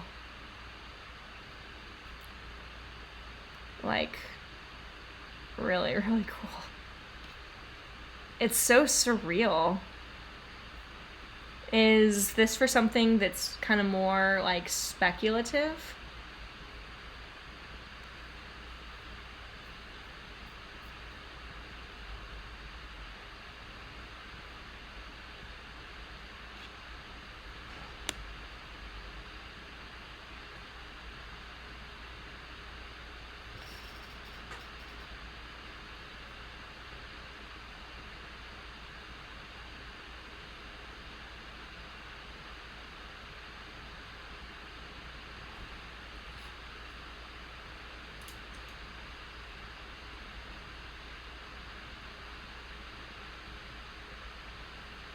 Oh man.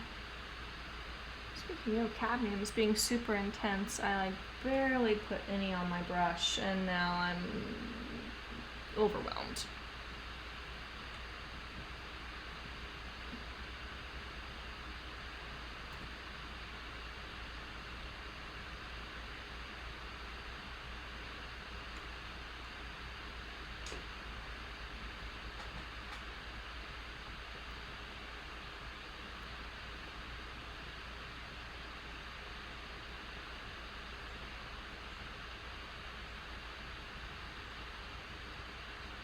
That's great.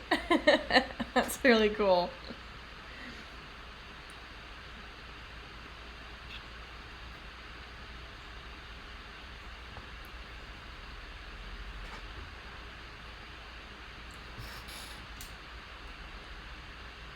So I've been doing a lot more fiction reading during quarantine. I think on some level I wasn't reading it a lot before, just because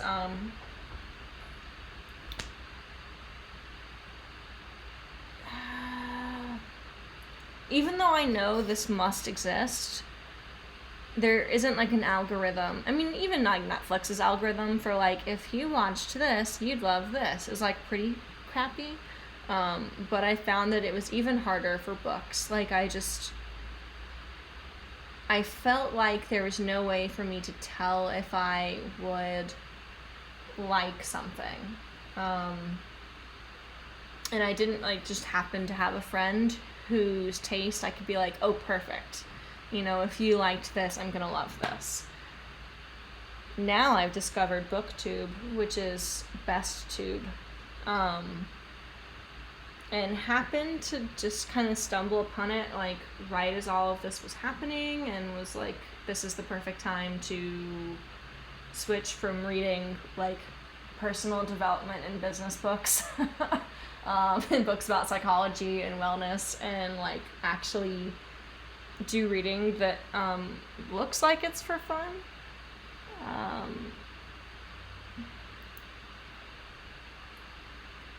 Okay, I kind of have to make a judgment call here on whether or not I want there to be like motion blur on this earring or not.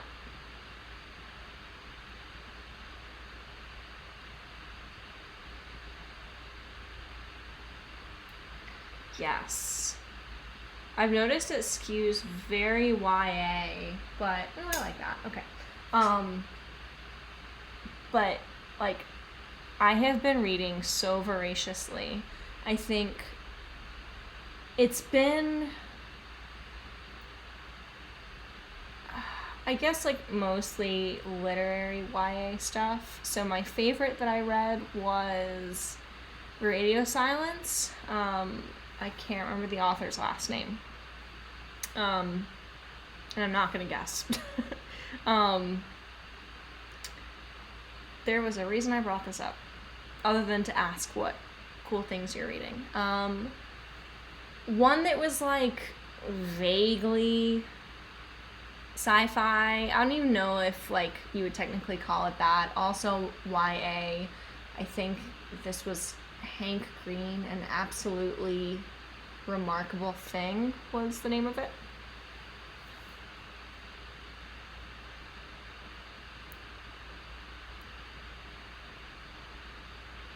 Starless Sea, I have not.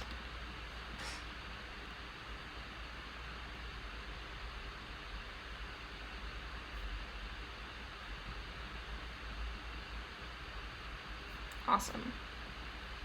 I'm gonna check that out later. Earlier, I was bad about reading fiction. I mean, I have a creative writing minor, so I'm like really ashamed of how like little fiction I've read in the past decade. It's just because I would get super anxious and like couldn't sit still when I was reading. Like I had to have something to do with my hands, and now Audible solves that problem for me. But it only kind of just occurred to me that like there'd be some really awesome things on Audible that were fiction. Okay, gotcha. So, okay. I started The Night Circus, and there's this one like scathing review of it on Goodreads that I feel like perfectly captured my experience of reading it.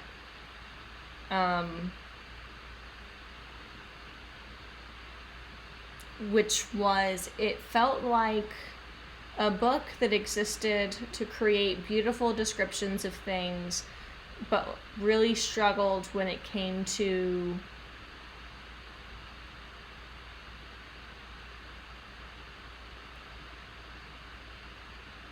like letting us in on, I'm trying to sound really diplomatic. It's hard to empathize with anyone or particularly care. Like it kind of felt like a very academic, like, yep, that's some great writing. That's sort of how it felt. I'm curious what you think of that, because I felt very much like, is my opinion bad? Should I feel bad? Oh, thank you. Thank you for saying my painting is good. I'm going to be, on my previous stream, I did the block-in. Today I'm just beginning to kind of build on the block-in, and then I think tomorrow I'm going to do a larger stream where like we start to really refine the painting.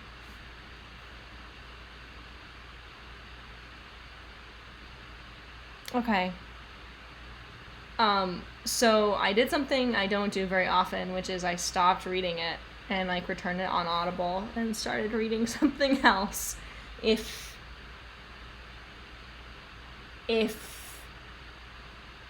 I should pick it back up, let me know. But it is good to know that her second book, you know, that her work is evolving.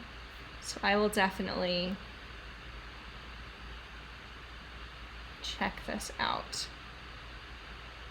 I think I said earlier that I'm in the middle of the Robert Galbraith CB Strike novels, so I'm just starting book 3 now, and that's like usually what I listen to, or that's what I've been listening to while I paint. And then I think the only other thing I've read recently that wasn't YA was Circe, which was great, and the audiobook reading of it is great. That's awesome. Okay, yay. I look forward to checking that out. Thank you for the recommendation, Todd.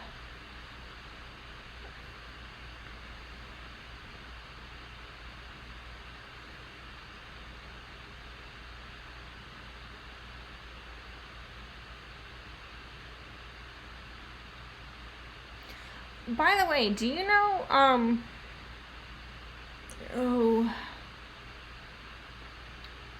I have a friend who is in the process of being published on Tor.com and writes mostly spec fiction and, I hope I did not just misgender them.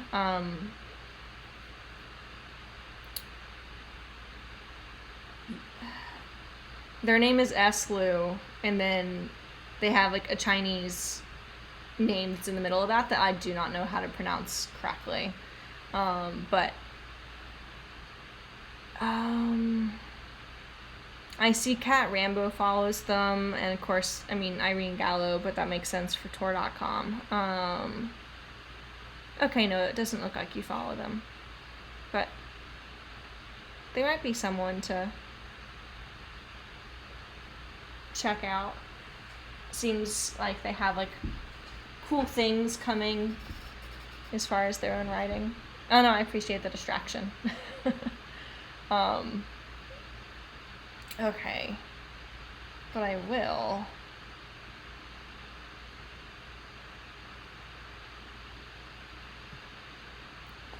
try and clean up a couple things.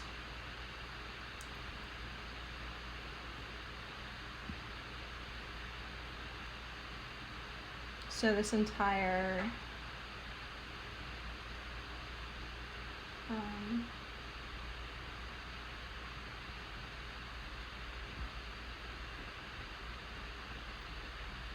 I want to call this a sleeve, but it's not a sleeve. Like armhole. That's not. Words are escaping me. Anyway, it's smaller than what I painted, so hoping that I can remedy that.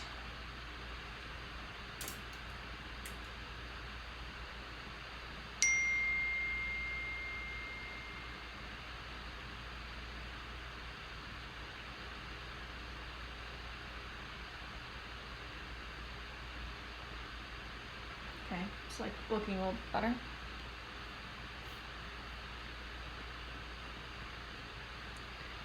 They tweet often and also delete their Twitter often, so I feel like it's very possible they followed them at one point and then they like restarted their Twitter.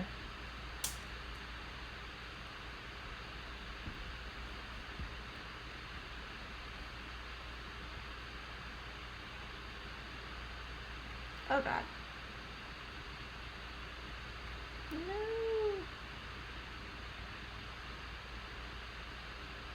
Don't make a mess.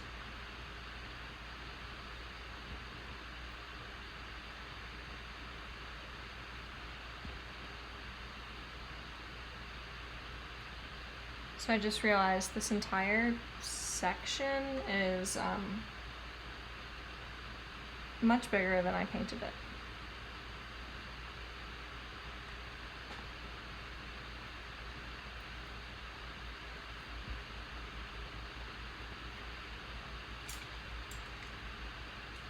So for anybody in the chat or anybody who's watching a replay of this, which if you are, thank you. You're awesome and I appreciate you.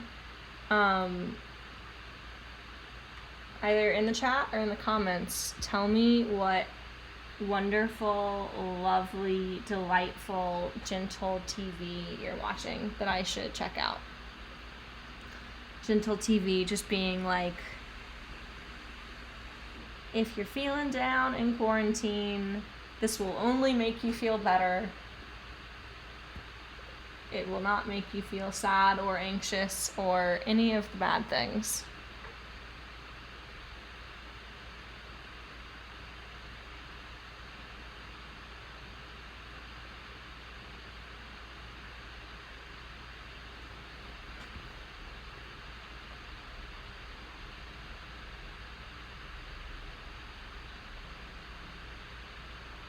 It is me in a former life. It was, every now and again I think about going back to this hairdo because it was so easy. Like, I just woke up and my hair looked good. It was great. I could have the worst bedhead in the world and my hair looked great. Now I'm wearing braids in my hair all the time because I can't go outside. And I don't want to like blow dry and curl my longer hair to just stay inside. I don't. Yes. So did you watch the first 2 seasons of Detectorists on Netflix? Because if so, there is at least, I think it's just 3 seasons, but there is a 3rd season, and I just torrented it. I'm not entirely sure, like, where else you can watch it, but, there's more. Ooh. Okay, so tell me about Wurzel, that's so hard to say, Gummidge. I haven't heard of it, and I don't know anything about it, but I like the sound of all of this. Also, Sean, I hear you. I hear you on the productivity, like, deeply and truly. I'm typically, like, audiobooks, podcasts, and I don't have cable, so it's always just, like, select few television shows. But right now I feel the need more so than before to like stop and just kind of give myself permission to do nothing every now and again for my own well-being.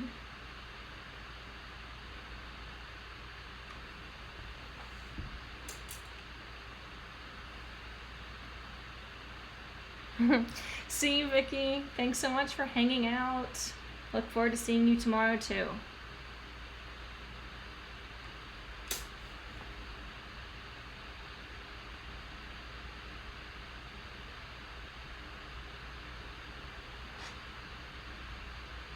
Okay, that sounds terrifying. A scarecrow that comes to life for kids. Like, I believe you. I believe you that this is gentle and wholesome and wonderful, and I should love every minute of it. But on paper, like, whew, that, like, scares the pants off me. Not in, like, a fun way.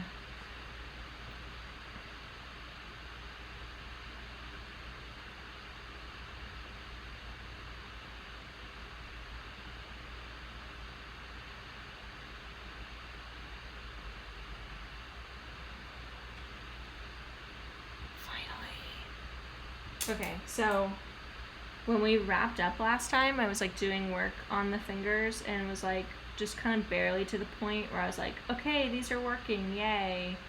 But I wasn't really sure how accurate I was getting. And now I can begin to see, and like it looks pretty good. I'm only having to make really small adjustments.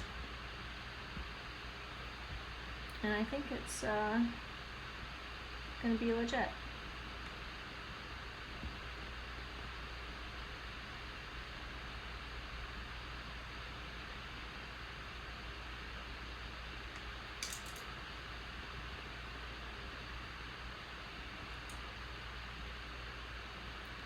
I also just finished watching Never Have I Ever. I don't know if anyone on the stream happens to be interested in TV shows about teenage girls, like in high school, but it was just really wholesome and nice, so I recommend it. I liked it even though I am not a teenage girl.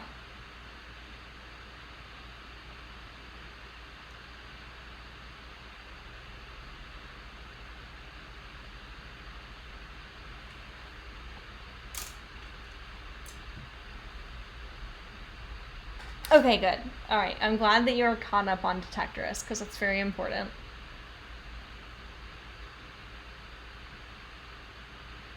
Oh, okay. I didn't see the Michael Palin thing. Yeah, I bet he's amazing. I love A Fish Called Wanda.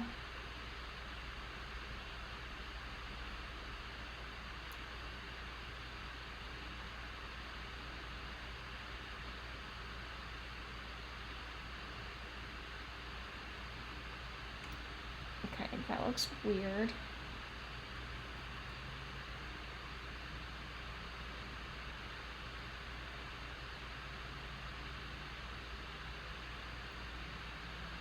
Great. It's looking good.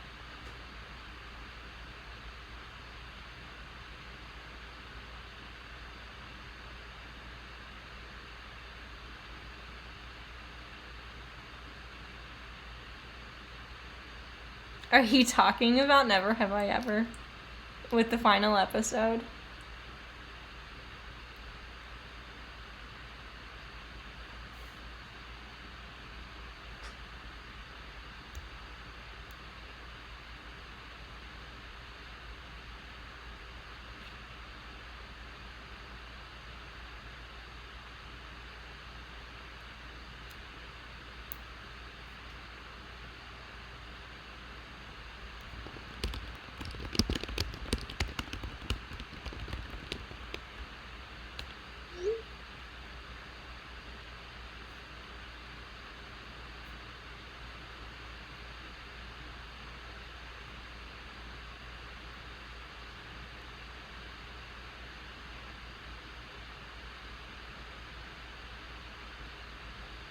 Oh, Detectorist, yes. No, Detectorist is a perfect television show. Like,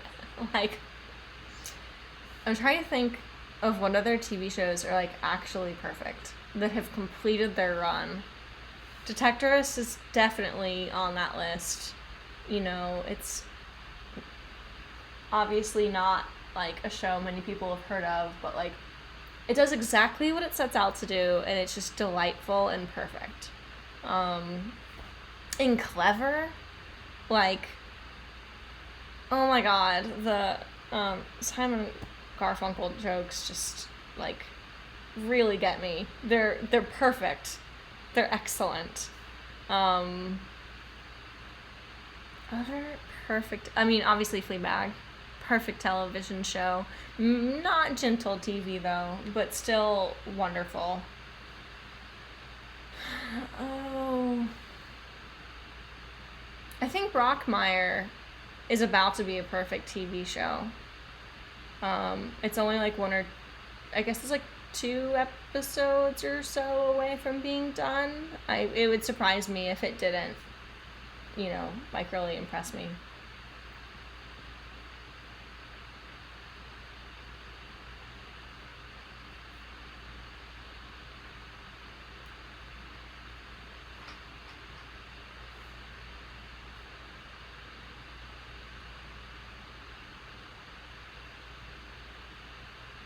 Oh, okay. I have not seen Mad About You. I will have to keep that in mind.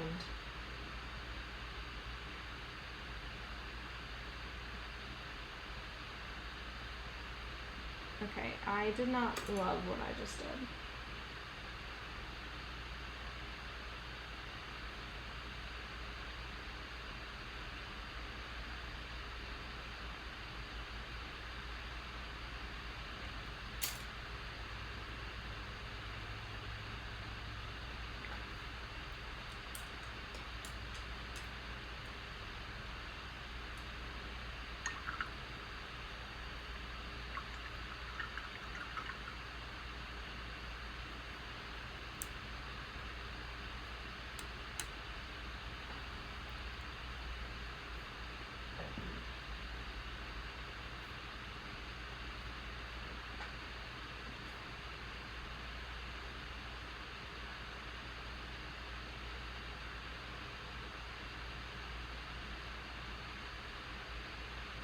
Interesting. I'm just taking a look at what color I need to mix for this band of rhinestones on, oh god, it's too much.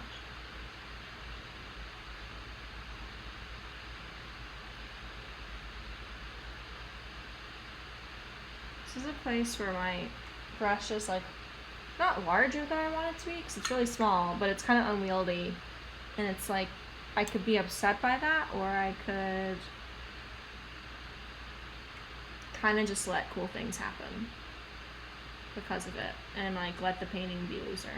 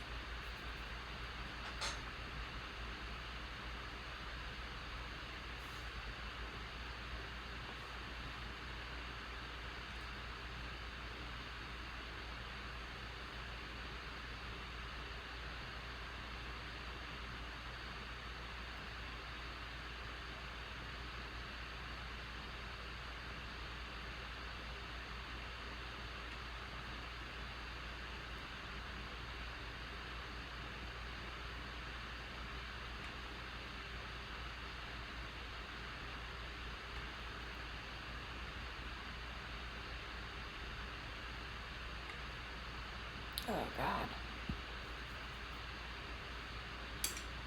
Problem with what I just did is that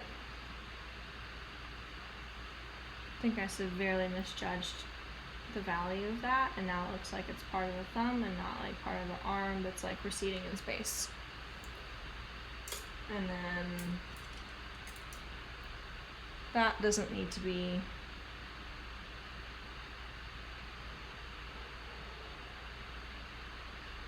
such a clear outline. You can like lose that edge.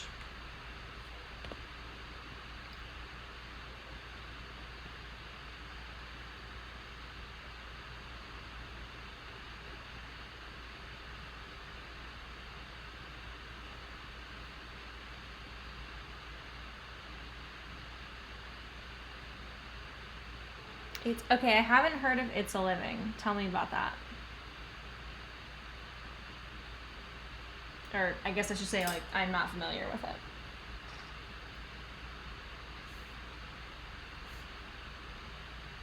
I will say, I think after I turn the stream off, I'm going to resume eating Mediterranean food.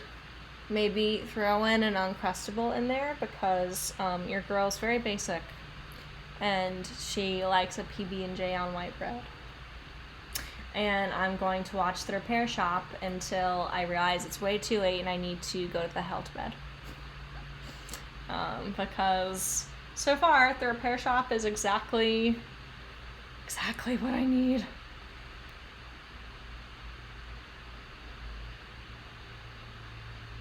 Correct.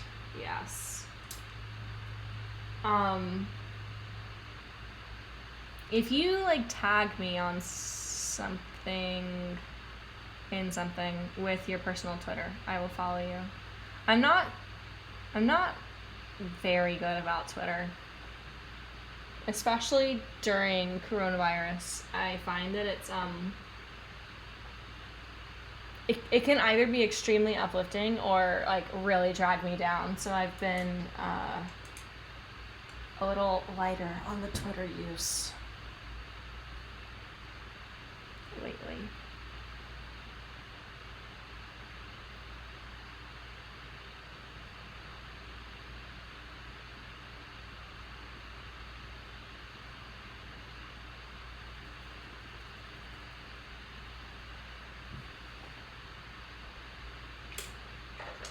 I think it's like looking like a painting, you guys.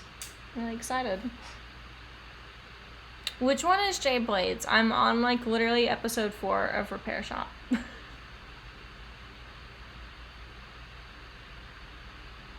Oh, that sounds nice.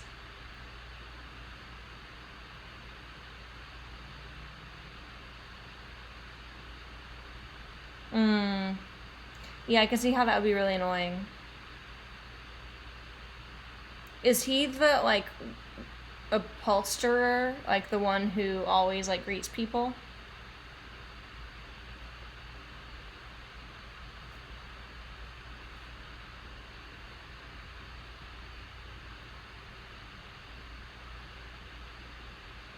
Yeah. Gotcha.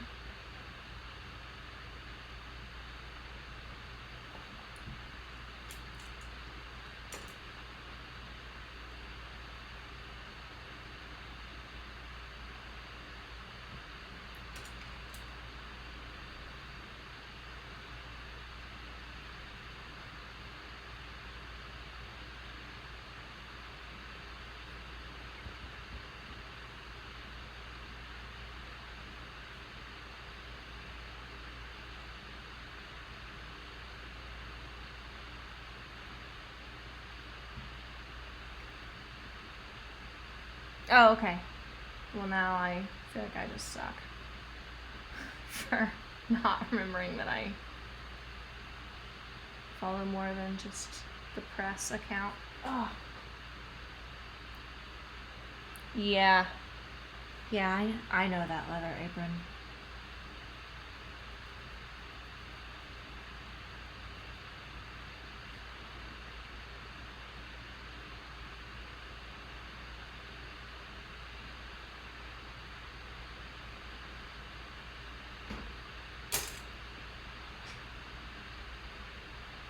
I think it's looking good. Okay. I think I've officially come to like a pretty good stopping point on painting. And now I'm really excited to go watch more Repair Shop. So I'm gonna start cleaning brushes and then we will wind down on the stream. Thankfully, some of these are still clean from earlier. Fortunately, it's hard to tell which ones are like actually clean and which ones I just didn't put a lot of paint on.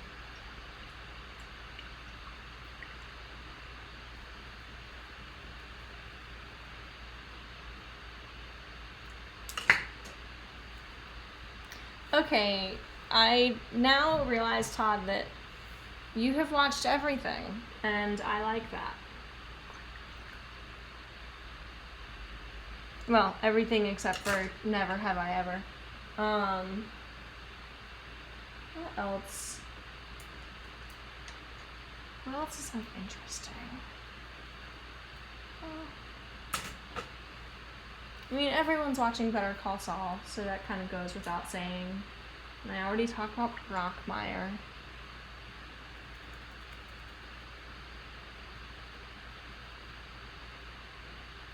Thank you. Yeah, I'm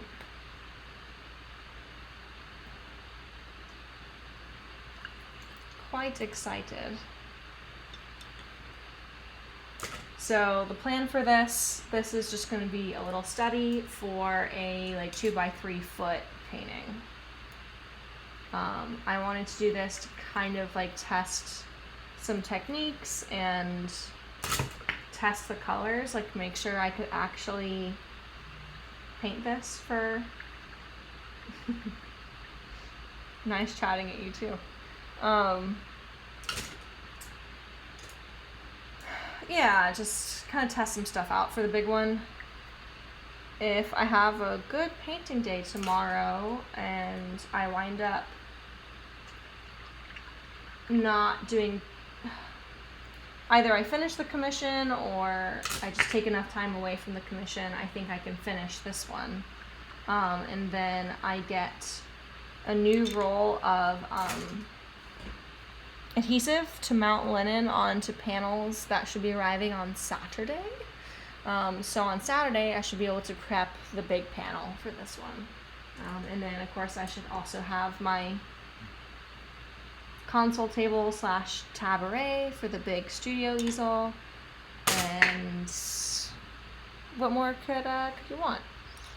So I've heard that so far Westworld Season 3 is better than Season 2. Would you agree with that? I am not watching Season 3 because I thought Season 1 was like nearly perfect. And then there was only one episode in Season 2 that did it for me. And then I decided that I was going to wait for someone to tell me that Season 3 was really good before I watched it.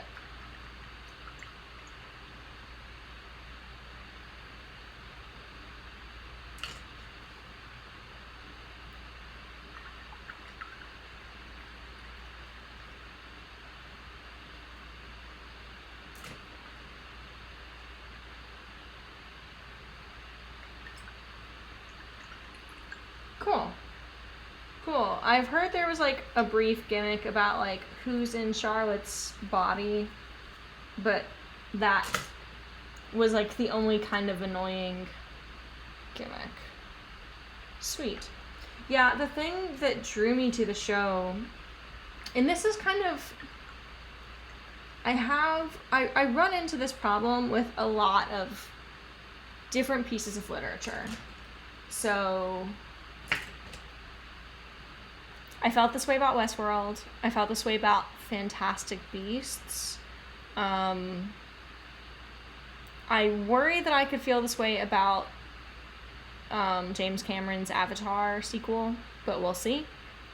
But I feel like so often those stories, the first installment, whether it's the first movie or the first season of the show, so much of it is spent tying world building into the plot. So like I think what made Westworld Season 1 super duper special was not like confusing timeline madness. It was just literally spending time like in the workshops where they made all the hosts and becoming like immersed in that particular world.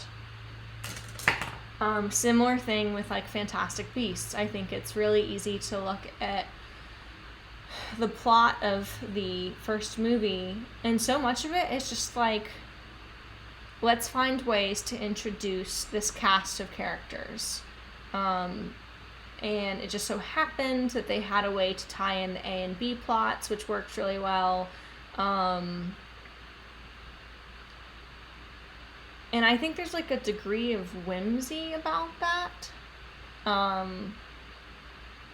Like it winds up being super duper tight. It's like all of the world all of the world building like serves this greater point in the plot, and everything is like working really well together. But then by the time you get into the second installment, whatever that is, the world building just doesn't need to happen anymore, and they kind of eschew it for other things. So like the thing that kind of annoyed me about Westworld Season 2 is we spent so much less time just kind of getting to experience more of the world, and so much more time answering questions about timeline and like this idea of the maze, and then it was the door and stuff that like built on the intrigue of the first season. But I think they misunderstood what the core of the intrigue was, and my hope for like the next Avatar movie, which I think very much has the same thing happening, where, you know, we love Avatar because it's like deeply immersive. You know, if we wanted the plot, we would go like watch Pocahontas or, you know, 5 other things. But just spending time like getting to know the different parts of that world and the ways in which those came back to serve the plot later were super satisfying. And of course the second movie is supposed to be underwater, so there is kind of this opportunity to like build more of that back into the second one, but yeah, I just love the way the hosts were like their own works of art, and the way that they were so stationary. You like saw all these people as these sculptures that took all of this time and this care to make, and it felt very it felt like kind of capturing the magic of what making art is like. And that was the thing that was so magical to me about the first season. And then, of course, you really don't get it in the second season.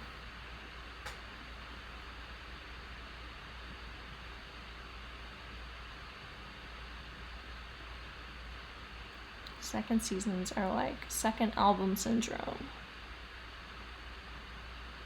Yeah. Yeah, I agree with you. And I feel like Westworld season 2 was definitely them trying to figure out what made people want to watch season 1, and like kind of misunderstanding it. I feel the same way about Mr. Robot, where like season 2 of Mr. Robot spent so much time trying to like pull the wool over your eyes so that they could have a similar reveal, or like a similar set of reveals like they did in season 1, and it was like that's not what made the show really good, damn it.